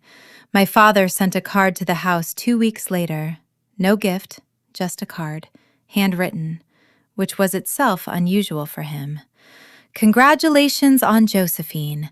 I hope, someday, you'll let us be part of her life. I know I have a long way to go to earn that. I'm willing to try, if you'll let me." No conditions, no expectations, just an ask, Dad. I read it 3 times, the same way I'd read his other message over a year earlier, the one that told me I would get nothing from him. This one felt different. Not because it undid anything, it didn't, and I told him so eventually, but because it was, as far as I could remember, the first time in my adult life he'd ever written me something that asked for nothing in return. I haven't responded yet. I might, someday. I told Ethan I want to see 6 consistent months of a very specific thing before I even consider it. Not gifts, not grand gestures, just steady, ordinary, unglamorous effort. The kind Cole never had to offer because it was never asked of him. And the kind I spent my whole childhood offering without anyone ever asking me to.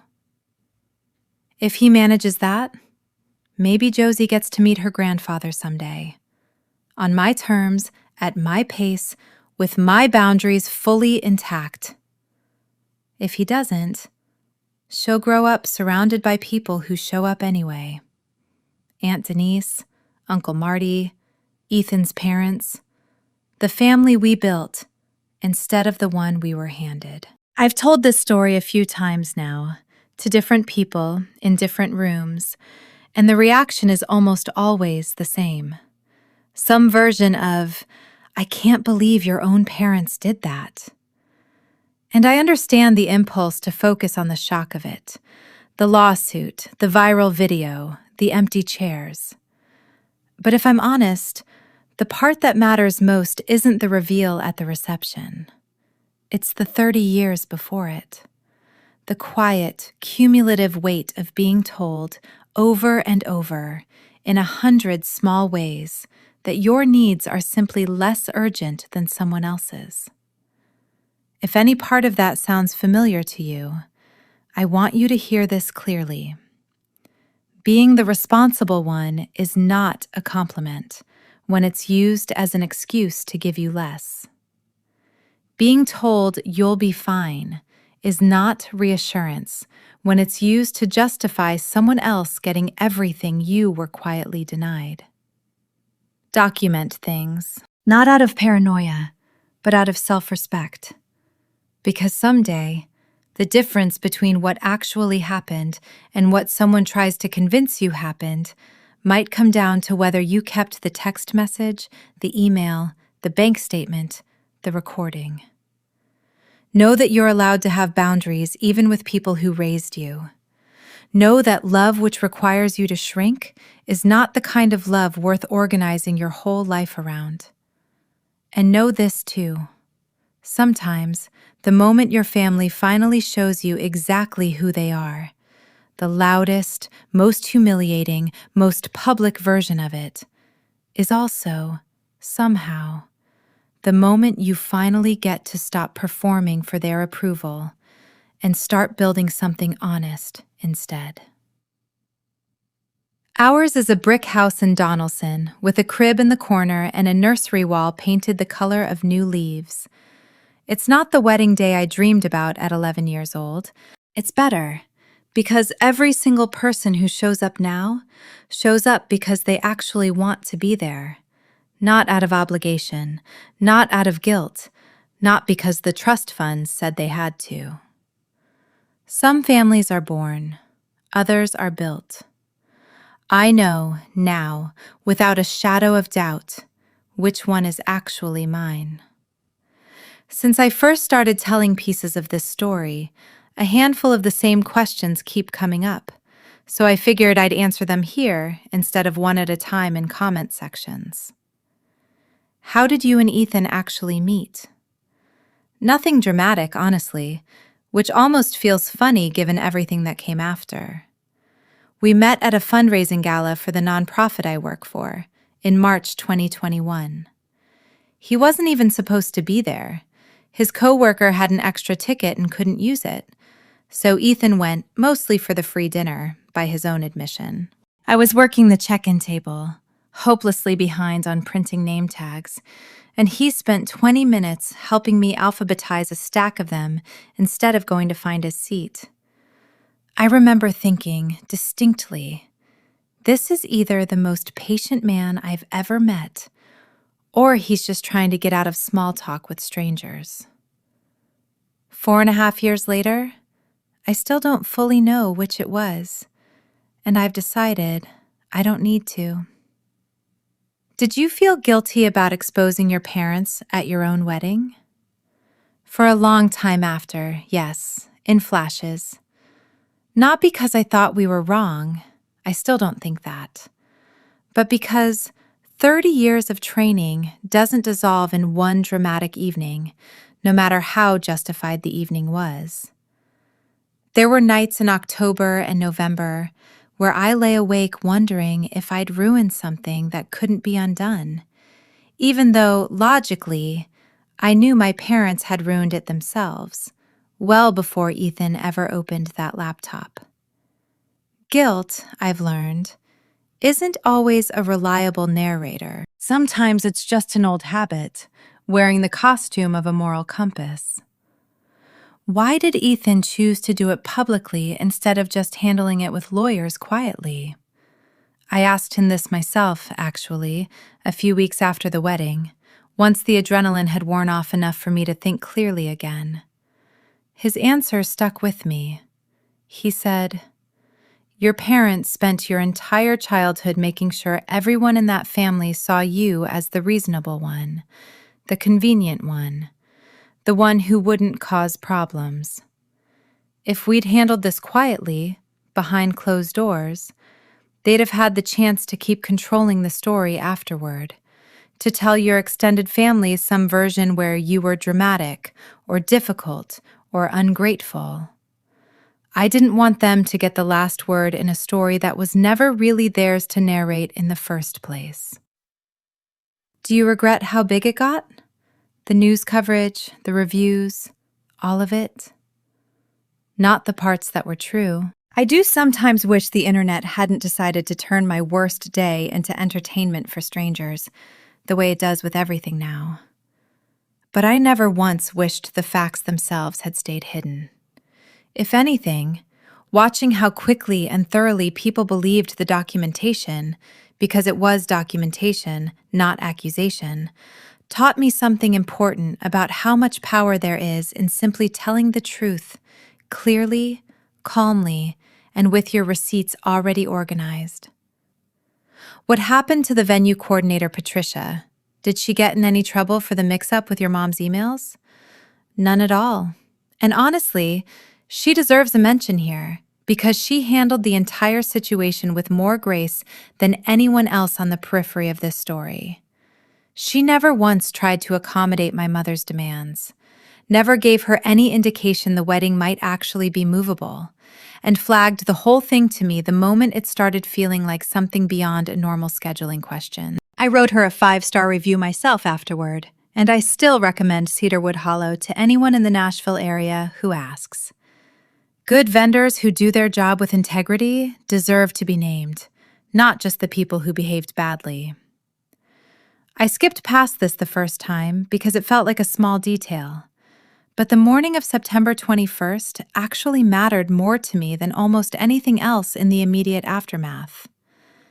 Ethan and I woke up around 9, tangled together in the small bed in the cabin behind the barn, and for about 4 minutes, before either of us reached for a phone, everything was just quiet. No lawsuits yet, no headlines yet. Just sunlight coming through gauzy curtains, and the two of us, married, in a room that smelled faintly like the eucalyptus garlands from the reception the night before. Kayla knocked around 10 with coffee and a bag of pastries from a bakery in town, and the three of us sat on the tiny porch outside the cabin while she scrolled through the footage that had already started circulating. "You know this is going to be a whole thing, right?" she said, not looking up from her phone. Like an actual thing. People are already tagging local news stations in the comments. "I figured," I said. "How do you feel?" I thought about it, honestly, before answering. Lighter than I expected, like something that's been sitting on my chest since I was a kid finally got up and left the room. Kayla reached over and squeezed my hand, the same gesture she'd made 100 times over the 15 years we'd been friends, going back to a dorm room in college where she'd been the first person to ever tell me, flatly, "Your family treats you like an afterthought, and it's not normal, and you deserve better than that." I hadn't been ready to hear it back then. By the morning after my wedding, I finally was. A small, strange detail, but one that stayed with me. I never had the dress cleaned and preserved the way most brides do. Kayla offered to take care of arranging it. I told her no, gently, and instead I washed it myself, by hand, in the bathtub, a few weeks after the wedding, and hung it in the closet in the spare room of our new house, unpreserved, unboxed, just there. Ethan asked me once why I didn't want it professionally preserved, the way his sister had done with hers. "Because I don't need it kept perfect and untouched in a box somewhere," I said. "I bought that dress with my own money, wore it through the worst and best day of my life at the same time, and I'd rather it just live in our house like everything else we chose for ourselves. Nothing about that day needs to be sealed away like it's too precious to actually use." He didn't push back. I think he understood exactly what I meant. We'd originally planned 10 days in Portugal, booked back in early 2025, before any of the wedding chaos started, and by some small mercy, none of it had been affected by the family drama. It was paid for entirely out of our own savings, separate from the wedding fund, and fully non-refundable, regardless of what happened with my parents. We flew out 3 days after the wedding, on September 23rd, still slightly shell-shocked, phones buzzing constantly with news alerts, and well-meaning check-ins from relatives we hadn't spoken to in years. Somewhere around day 4, in a small coastal town called Nazaré, Ethan finally turned both our phones off entirely for 48 hours, over my mild protest. "The lawsuit will still be there in 2 days," he said. "This is the only honeymoon we get. Let's actually have it." He was right, of course. We spent those 2 days doing almost nothing, walking along cliffs overlooking absurdly blue water, eating grilled sardines at a plastic table outside a tiny restaurant that didn't have an English menu, sleeping in until 10 in the morning for the first time in either of our adult lives. It was, oddly, one of the calmest stretches of my entire year, sandwiched directly between the most chaotic wedding reception in recent Nashville memory and the filing of an actual lawsuit against my own parents. When we turned our phones back on, there were 94 new messages between us. We looked at each other, laughed until we were both a little breathless, and then, slowly, started working through them together. In the months after the wedding, I noticed my extended family sort itself, almost mathematically, into 3 groups. The first group showed up completely.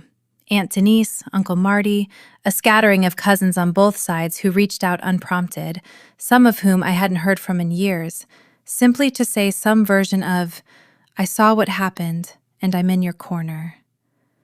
This group didn't ask me to explain myself further, didn't ask if there was more to the story, didn't suggest I should have handled things more quietly. They just showed up. The second group went quiet entirely. Not hostile, just absent, the way people get when a family conflict feels too complicated to have an opinion about out loud. I don't hold this against most of them. Neutrality in situations like this is its own kind of message, but it's not always a malicious one. Some people simply aren't built for taking sides, even when one side has an actual lawsuit's worth of documentation behind it. The third group, mercifully small, actively criticized how public everything had gotten, suggesting I'd humiliated the family or aired dirty laundry that should have stayed private.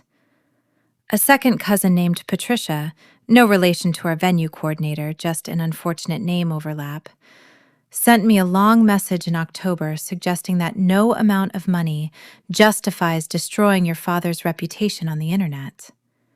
I read it twice, decided it deserved exactly the amount of energy I had left over for it, which was none, and never responded. I haven't spoken to her since, and I don't especially miss it. A strange little postscript. Patricia Yates, the venue coordinator, told me months later that Cedarwood Hollow has had a noticeable uptick in wedding bookings, specifically citing the viral wedding as part of why they chose the venue. Not because people wanted drama at their own weddings, she clarified, laughing, but because the videos showed off just how beautiful the space looked under pressure, string lights and all, holding steady through a ceremony that could have fallen apart in a dozen different ways, and somehow didn't. I think about that sometimes. How a building with no stake in any of it just quietly did its job, held the light, held the space, while everything human inside it fell apart and then, slowly, put itself back together in a different shape. I started seeing a therapist in November 2025, a few weeks after the settlement closed, and I debated for a long time whether to include this part, because it feels smaller and less cinematic than lawsuits and viral videos. But I think leaving it out would give a false impression that everything simply resolved itself the moment the money hit our account, that justice alone is the same thing as healing. It isn't, and I want to be honest about that. Her name is Dr. Whitaker, and in our very first session, she asked me to describe my relationship with my parents in one sentence. I remember sitting there, in that small beige office with a white noise machine humming in the corner, completely unable to answer for almost a full minute. Finally, I said, I think I spent my whole life auditioning for a role that had already been given to someone else before I was even born. She wrote that down. I still think about it as maybe the truest sentence I've ever said out loud about my family. We spent a lot of our early sessions not on the wedding itself, but on all the years before it. The essay contest my parents missed, the swim meet, the graduation dinner at the chain steakhouse. Dr. Whitaker pointed out something I hadn't fully let myself see, that the trust fund theft wasn't a single betrayal I needed to recover from. It was the latest, most quantifiable instance of a pattern I'd been quietly absorbing and normalizing since I was old enough to notice which child got noticed. The lawsuit gave you justice, she told me once, a few months in. It didn't give you a childhood where you were the priority even once. Those are two separate griefs, and you're allowed to hold both. I cried in that office more times than I can count. Not because the story wasn't already in a legal sense resolved. It was, cleanly, with a settlement number and a signed apology sitting in a drawer. But resolution on paper and healing in your actual chest are not the same timeline. And I think that's worth saying plainly, for anyone reading this who's waiting for the moment the wind finally feels like it's supposed to feel. Some days it still doesn't, fully. And that's allowed too. December 2025 was the first Christmas of my adult life that didn't involve my parents' house in Belmead in some form. And I want to be honest that it was harder than I expected, even though I'd spent months building toward exactly that boundary on purpose. We spent it instead with Ethan's family, at his parents' house in Franklin, a smaller, quieter gathering than I was used to. No marble countertops, no vaulted ceilings, just a modest split-level house with a real, slightly lopsided tree that Ethan's father had cut down himself from a farm outside town, the way his family had done every year since he was a kid. Carol handed me an ornament on Christmas Eve, a small wooden angel with Rachel and Ethan 2025 painted carefully on the back in her own handwriting. "We add one every year for family," she said simply. "You've been family since the day he brought you home. This just makes it official on the tree, too." I cried, quietly, in the bathroom for about 5 minutes before rejoining everyone. Not from sadness exactly, but from something closer to relief. The specific, disorienting relief of realizing that an entirely new set of people had simply decided, without ceremony or condition, that I belonged. Aunt Denise called on Christmas morning, the only member of my own family who reached out that day. "I know today's probably strange," she said. "I just wanted you to know I'm thinking of you, and I'm proud of you, and none of this is your fault. Merry Christmas, sweetheart." I didn't hear from my parents at all that day. I told myself I expected that, and mostly I did. It still landed somewhere soft and tender anyway. I mentioned WKRN reached out the morning after the wedding. What I didn't say is that after a lot of back and forth with David about whether it was wise, I eventually agreed to a short, on camera interview in mid October, once the lawsuit had already been filed and made public record anyway. I sat across from a reporter named Anna Price in a small studio downtown, my hands shaking slightly under the table where the camera couldn't see them.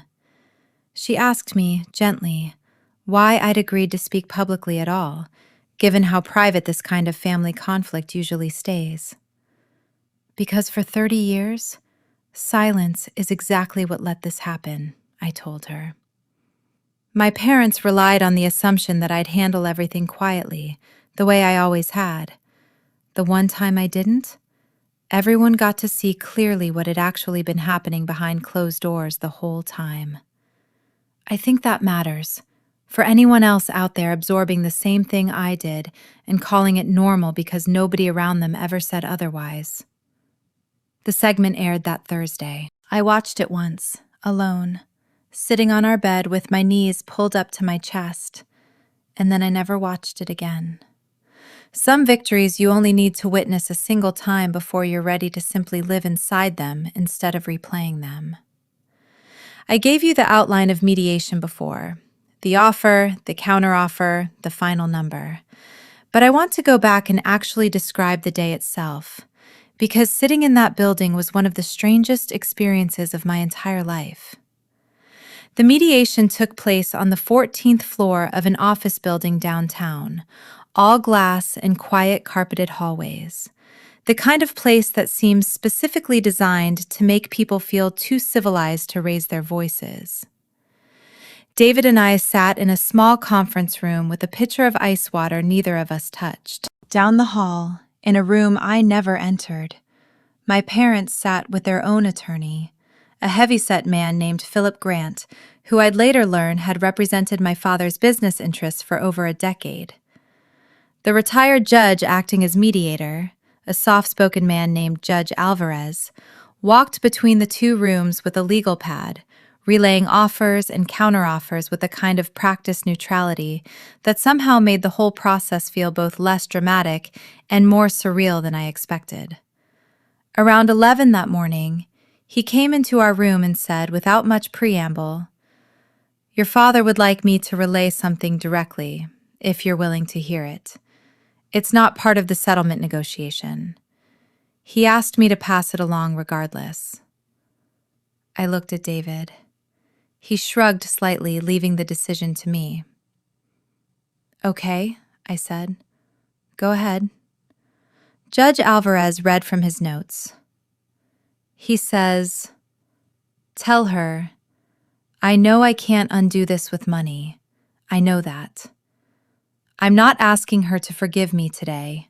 I just want her to know that somewhere in all of this, I understand what I actually did, not just what the lawsuit says I did." I sat with that for a long moment. Part of me wanted to believe it meant something. A larger part of me remembered the deposition transcript. Rachel would have been fine either way, spoken under oath just weeks earlier. And I couldn't quite make the two versions of him fit together into one coherent person yet. "Thank you for passing that along," I told the judge. "I don't have a response right now. Maybe someday." He nodded, unbothered, clearly used to carrying messages that didn't resolve into anything tidy, and went back to the business of negotiating actual numbers instead. I want to be careful here, because I think stories like this one sometimes accidentally suggest that a large settlement check is the same thing as closure, and I don't think that's quite true. Even though the money mattered enormously, practically and symbolically both. The $205,000 let us buy our first house without waiting 5 more years to save a down payment. It let me quit worrying, at least for a while, about whether we could actually afford the life we were building together. It gave me something concrete to point to, a number, a wire transfer, a paper trail, whenever the old voice in my head tried to whisper that maybe I'd overreacted, maybe I'd been dramatic, maybe none of it had really been that serious after all. Numbers are hard to argue with, even for the part of your own brain that spent 30 years trained to minimize your own experience. But the money didn't give me back the essay contest ceremony where nobody showed up. It didn't rewrite the years of "Cole's got that spark" and "Rachel, you'll be fine." It didn't make my father, on his own, without prompting, ever once say the words, "I'm proud of you," and mean them the way he meant them for Cole. Some debts don't have a dollar amount attached. And I think it's important to say clearly that winning the legal fight and healing from the childhood underneath it are two different processes running on two very different timelines. I got the first one in about 7 weeks. I'm still, more than a year later, slowly working on the second. I'm writing this final section in the fall of 2027, a little over 2 years after the wedding itself. Josie just turned 1. She has Ethan's calm temperament and, according to Aunt Denise, my grandmother Ruth's exact laugh, which is either a coincidence or the kind of thing I choose to believe means something.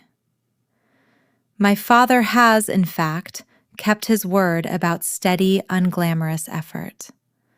A card on Josie's birthday, a card on our anniversary.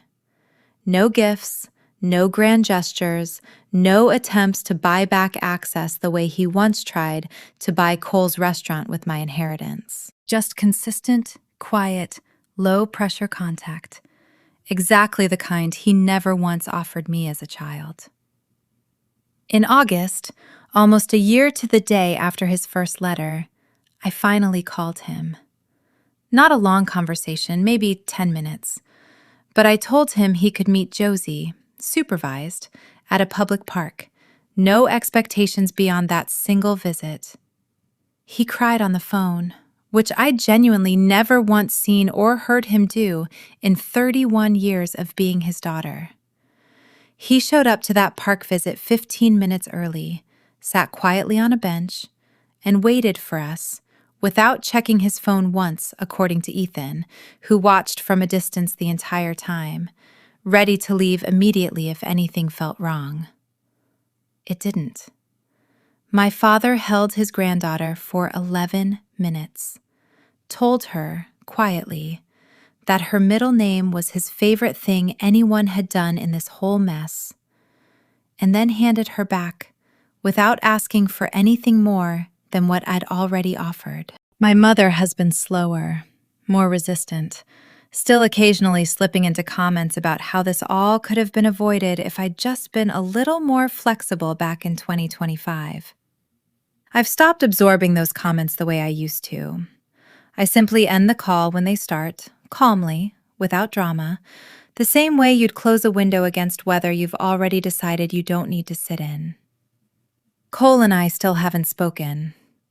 I heard, through Aunt Denise, that he's working as a line cook in Charlotte now, at someone else's restaurant, learning the business from the ground up this time, the slow way, the way I sometimes wonder if he might have needed to all along, before anyone ever handed him $100,000 he hadn't yet learned how to actually earn. I don't know if we'll ever reconcile. I've made peace with not knowing. If you've made it this far, thank you for sitting with the whole story. Not just the viral, satisfying part in the middle where the projector screen lights up and the room goes silent and the truth finally gets to speak for itself in front of everyone who needed to hear it. That part felt incredible, and I won't pretend otherwise. But it wasn't the whole story, and I didn't want to leave you with only the highlight reel. The whole story is longer, slower, and messier than any single dramatic evening could ever capture. It's 30 years of quietly absorbing a lesser role, followed by one specific moment when the evidence became undeniable enough that I finally had the proof and the partner and the courage to stop performing the role I'd been handed and start writing a different one instead.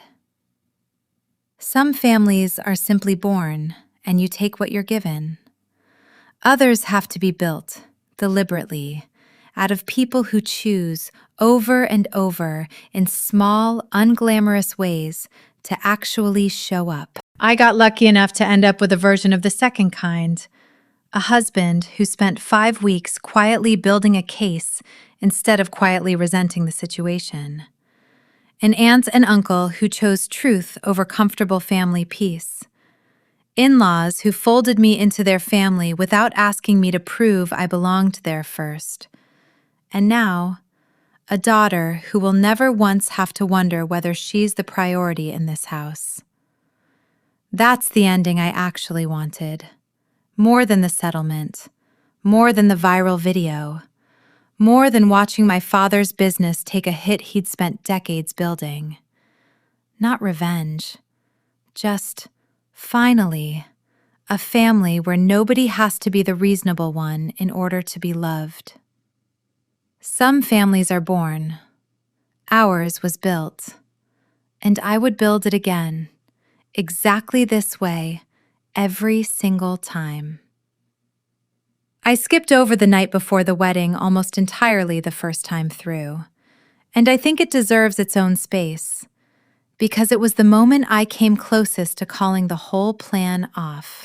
The rehearsal dinner was held on September 19th at a small Italian restaurant downtown that Ethan's family had chosen and quietly paid for in full, insisting it be their gift to us, since my parents had made it clear, months earlier, that they wouldn't be contributing financially to anything related to the wedding. 30 of our closest people crowded around 2 long tables pushed together, string lights wrapped along the exposed brick, the smell of garlic and fresh bread thick in the air. My parents came, stiff, formal, sitting at the far end of the table, my mother making brief, strained small talk with Ethan's aunt, while my father mostly checked his phone. Cole wasn't there. He'd texted an excuse about final restaurant walkthroughs that nobody in the room believed for a second, least of all me. Near the end of the dinner, my father stood to give a brief toast, the kind that's traditionally expected from the father of the bride. He raised his glass, looked somewhere just past my shoulder rather than directly at me, and said, "To Rachel and Ethan, may you build a life together." 11 words. No warmth, no specific memory, nothing that indicated he'd actually thought about what he was saying beyond fulfilling a minimum obligation. I remember sitting there afterward, in the noise of everyone else clapping politely, feeling something crack open in my chest that had nothing to do with the trust fund or the lawsuit we hadn't yet filed. It was just grief, plain and old, for a father who couldn't manage even 11 genuine words for his own daughter the night before her wedding. Later that night, back at the cabin, I told Ethan I was scared. Not about the plan for the reception, about the ceremony itself, about what it would feel like to walk down an aisle tomorrow with my father possibly sitting there, resentful and cold, or possibly not sitting there at all. "Either way," Ethan said, holding both my hands. "Tomorrow, you're marrying me. Whatever your parents choose to do around that fact doesn't change what's actually happening at the center of the day. I need you to hold on to that specifically, no matter what they do." I didn't sleep more than 4 hours that night, but I woke up the next morning and got dressed anyway, which, looking back, might have been its own small act of defiance before the bigger one even started. Kayla shared something with me months later that I want to include because it shows a side of that day I wasn't fully aware of while it was happening, the version experienced by the people standing closest to me.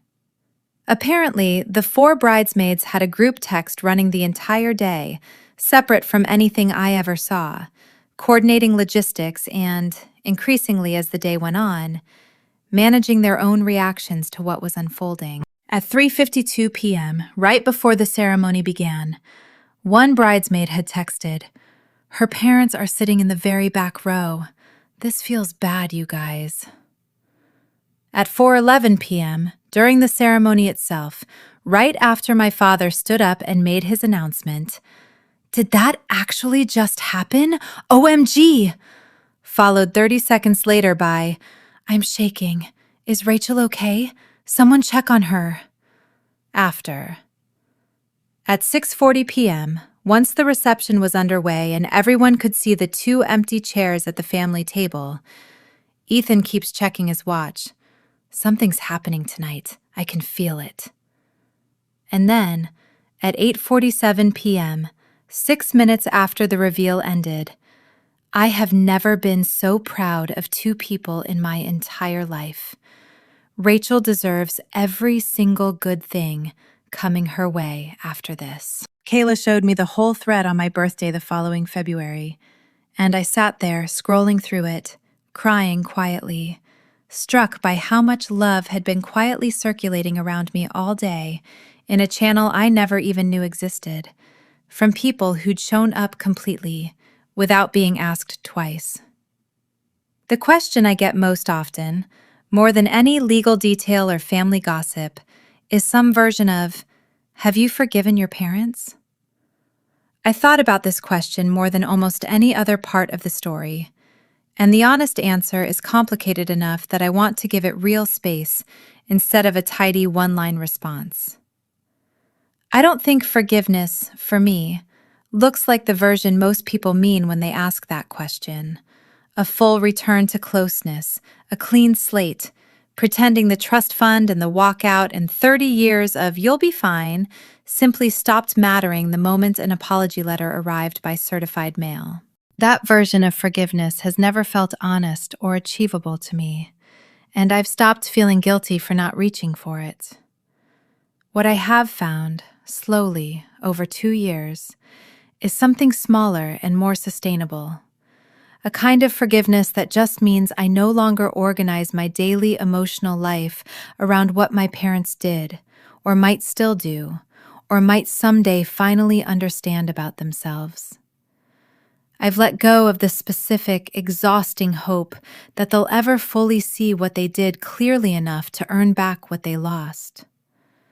Some days that letting go feels a lot like peace.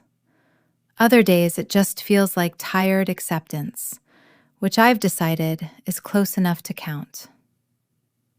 My father, with the park visit and the steady, unglamorous cards, has started something that might, eventually, grow into an actual relationship, built slowly, on my terms, brick by brick, the same patient way we built our house. My mother hasn't started that process yet, and I've made peace with the possibility that she might never choose to.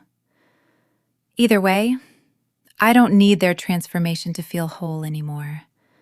I already built that somewhere else, in a brick house in Donaldson, with a husband who chose truth over comfort, and a daughter who will grow up never once wondering if she's the priority in her own home. That, more than any settlement number, is the actual ending of this story. Not revenge, fully delivered and neatly wrapped. Just a slow, ongoing, occasionally messy process of choosing myself, finally, after 30 years of choosing everyone else first. And if you're in the middle of your own version of this, still hoping the people who raised you will someday notice you the way they notice someone else's spark, I hope you find your own version of that laptop under the sweetheart table. I hope you find your own version of a room full of people finally standing up and clapping for the truth. And more than anything, I hope you find your own version of steady, unglamorous, ordinary love. The kind that shows up on time, tells the truth, and never once makes you audition for a place you should have been given freely a long, long time ago. I mentioned that Ethan left 3 manila folders on a table at the back of the reception, offering copies of the documents to anyone who wanted them. I never told you what happened to those folders, and I think it's a small, telling coda to the whole evening. By the end of the night, all 3 were gone. Uncle Marty took one, he told me later, for the record, in case anyone in this family ever tries to rewrite what happened here. Aunt Denise took the second and kept it, she admitted months afterward. Mostly so she'd have something concrete to hand her own adult children if they ever asked why she'd stopped speaking to her brother so abruptly. The third folder disappeared entirely. Nobody ever admitted to taking it, though I have a private theory it ended up in the hands of one of my father's golf friends, given how quickly certain details about the trust fund started circulating through circles my father had spent decades cultivating for his business. I think about those folders sometimes, sitting now in drawers and filing cabinets scattered across Nashville. Quiet, physical proof of one particular Saturday night, available to be pulled out again any time someone tries to tell a softer, more forgiving version of events than the one that actually happened. Toward the end of putting this whole account together, I asked Ethan if there was anything he wanted to add, anything from his side of that night that I might have missed or softened without meaning to. He thought about it for a while, then said this, which I'm including here mostly unedited because I think it deserves to stand in his own words, rather than filtered back through mine. I didn't do any of it because I wanted a dramatic wedding story, he said. I did it because I spent 2 years watching the woman I love shrink herself smaller and smaller, trying to earn something that was never going to be offered freely, no matter what she did or how hard she tried. I did it because I believe, completely, that the truth deserves an audience exactly as large as the lie was allowed to have. Her parents lied to 200 people about their reasons for walking out of that ceremony. I just made sure 200 people eventually heard the actual reason, too. That's not revenge, to me. That's just accuracy. I'd do the exact same thing again tomorrow, without hesitating for a second, if it meant Rachel never again had to wonder whether the people who raised her actually saw her at all. I read that back to myself more times than I probably need to admit. I think it's the truest summary of the whole story that either of us has managed to put into words. For anyone who wants the tidy epilogue, here's where things stand, as of this writing, in the fall of 2027. Ethan and I are still in the brick house in Donelson, still slowly finishing projects around it one weekend at a time. Josie is walking now, mostly, in the wobbly, determined way that 1-year-olds walk, like the whole exercise is a personal grudge match against gravity. I still work at the nonprofit, though I moved into a supervisory role last spring, overseeing the same kind of case management work that first shaped how I think about family, stability, and what kids actually need in order to feel secure. My father has a standing supervised visit with Josie once a month, always at the same park, always arriving early, always leaving exactly when I ask him to, no pushing for more. It's slow. It's not everything. It's more than I expected a year ago. My mother and I speak maybe 4 times a year. Brief, careful conversations that neither of us has figured out how to make warmer yet. I don't know if we ever will. I've stopped needing to know the answer in advance. Cole is still in Charlotte, still working his way up through someone else's kitchen. Aunt Denise tells me he's gotten quieter, more grounded in the 2 years since the restaurant closed. Whether that's growth or just exhaustion, I genuinely can't say from this distance. And I've decided it isn't my job to find out anymore. Turner Fitness Collective still operates, though according to Uncle Marty, one of the 3 locations closed permanently in early 2027, unable to fully recover the membership base it lost after the story went viral. My father sold his stake in the remaining 2 locations to his original business partner later that same year.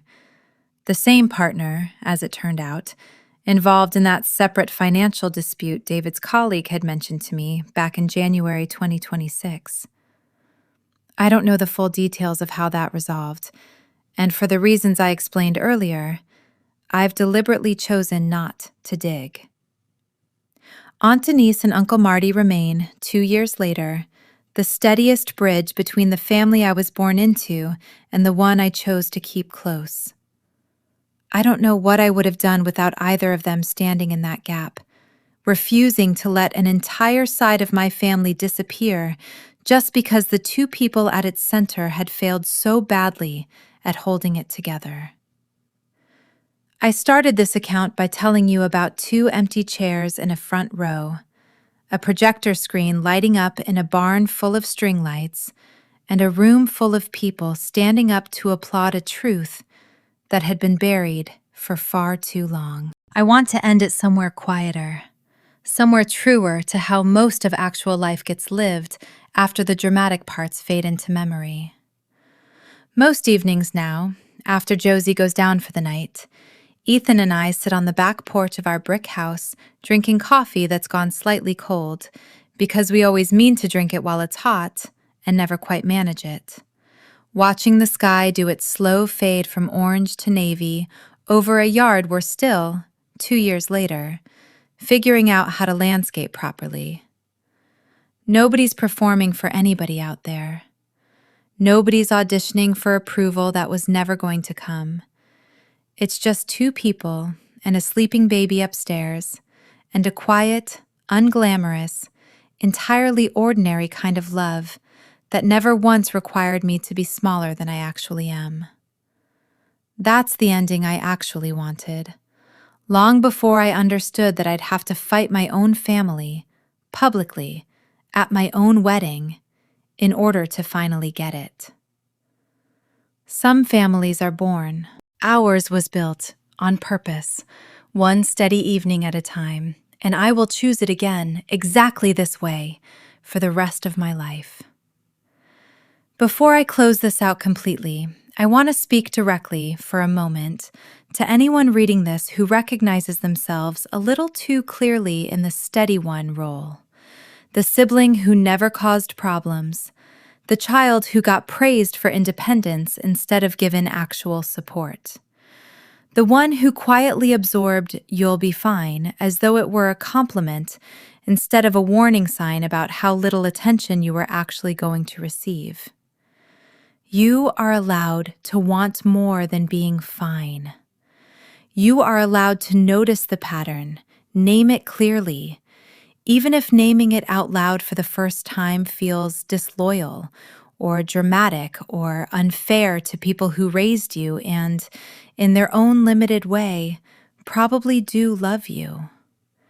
Noticing isn't betrayal, it's just honesty, arriving later than it should have, but arriving anyway. You are allowed to set a boundary, even when it costs you a relationship you spent decades trying to earn. You are allowed to document things, calmly and without apology, not because you're building a case against people you love, but because clarity is a form of self-respect, and self-respect shouldn't require anyone else's permission to exist. And if the moment ever comes where the truth simply has to be said out loud, in front of people, because quiet, private conversations have already been tried and quietly ignored for years, you are allowed to let it be said. You are allowed to let the room go silent. You are allowed to let people finally see clearly what you've been carrying alone for far too long. It won't fix everything instantly. I want to be honest about that, one last time, because I think these stories owe their audience honesty, even in the parts that don't wrap up neatly. 2 years later, I still have hard days. I still sometimes catch myself, at family gatherings that no longer include my parents, quietly waiting for a version of approval that I've mostly, finally, stopped needing. Old patterns take a long time to fully leave the body, even after the legal case that exposed them has been closed for years. But I promise you this much. From the other side of it, the quiet, unglamorous life you build afterward, the one made of people who actually show up, who tell you the truth even when it's inconvenient, who never once make you audition for basic decency, is worth every uncomfortable, public, terrifying moment it takes to get there. Some families are born, some have to be built. If you're standing at the beginning of that second kind of work right now, exhausted and unsure if it's worth it, I promise you, from a brick house in Donaldson, 2 years and one very loud wedding reception later, it is. Every single time, it is. Thank you for reading this whole story, start to finish, not just the viral middle part everyone shares without the context around it. The full version is longer, slower, and messier than any clip could ever capture. But I think the full version is the only one worth actually telling. People sometimes ask if I'd change anything, given the chance to go back. Would I still refuse to move the date? Would I still let Ethan give that speech? Would I still file the lawsuit, sit through the deposition, watch my father's business take the hit it took? Every single time, without hesitation, yes. Not because I enjoyed any of it in the moment. I didn't. Not really. Not even the standing ovation, which felt more like relief flooding out of a room than pure celebration. But because the alternative was continuing to shrink myself for people who had already shown me, repeatedly, exactly how small they were willing to let me become. I chose finally, at 30 years old, standing in a dress I'd paid for myself, to stop shrinking. That choice cost me a version of my family I'd spent my whole life hoping for. It gave me, in exchange, a version of myself I actually recognize when I look in the mirror now. Steady, yes, the way they always called me, but steady on my own terms this time, holding up a life I actually chose instead of one I simply inherited by default. Some families are born. Ours was built. And every brick of it I laid down myself, on purpose, with people who chose, again and again, to help me carry the weight instead of adding to it. That's the whole story. Thank you for staying until the very end. People sometimes reduce this whole story to a number: $205,000, a viral video, a ruined family business. I understand the impulse.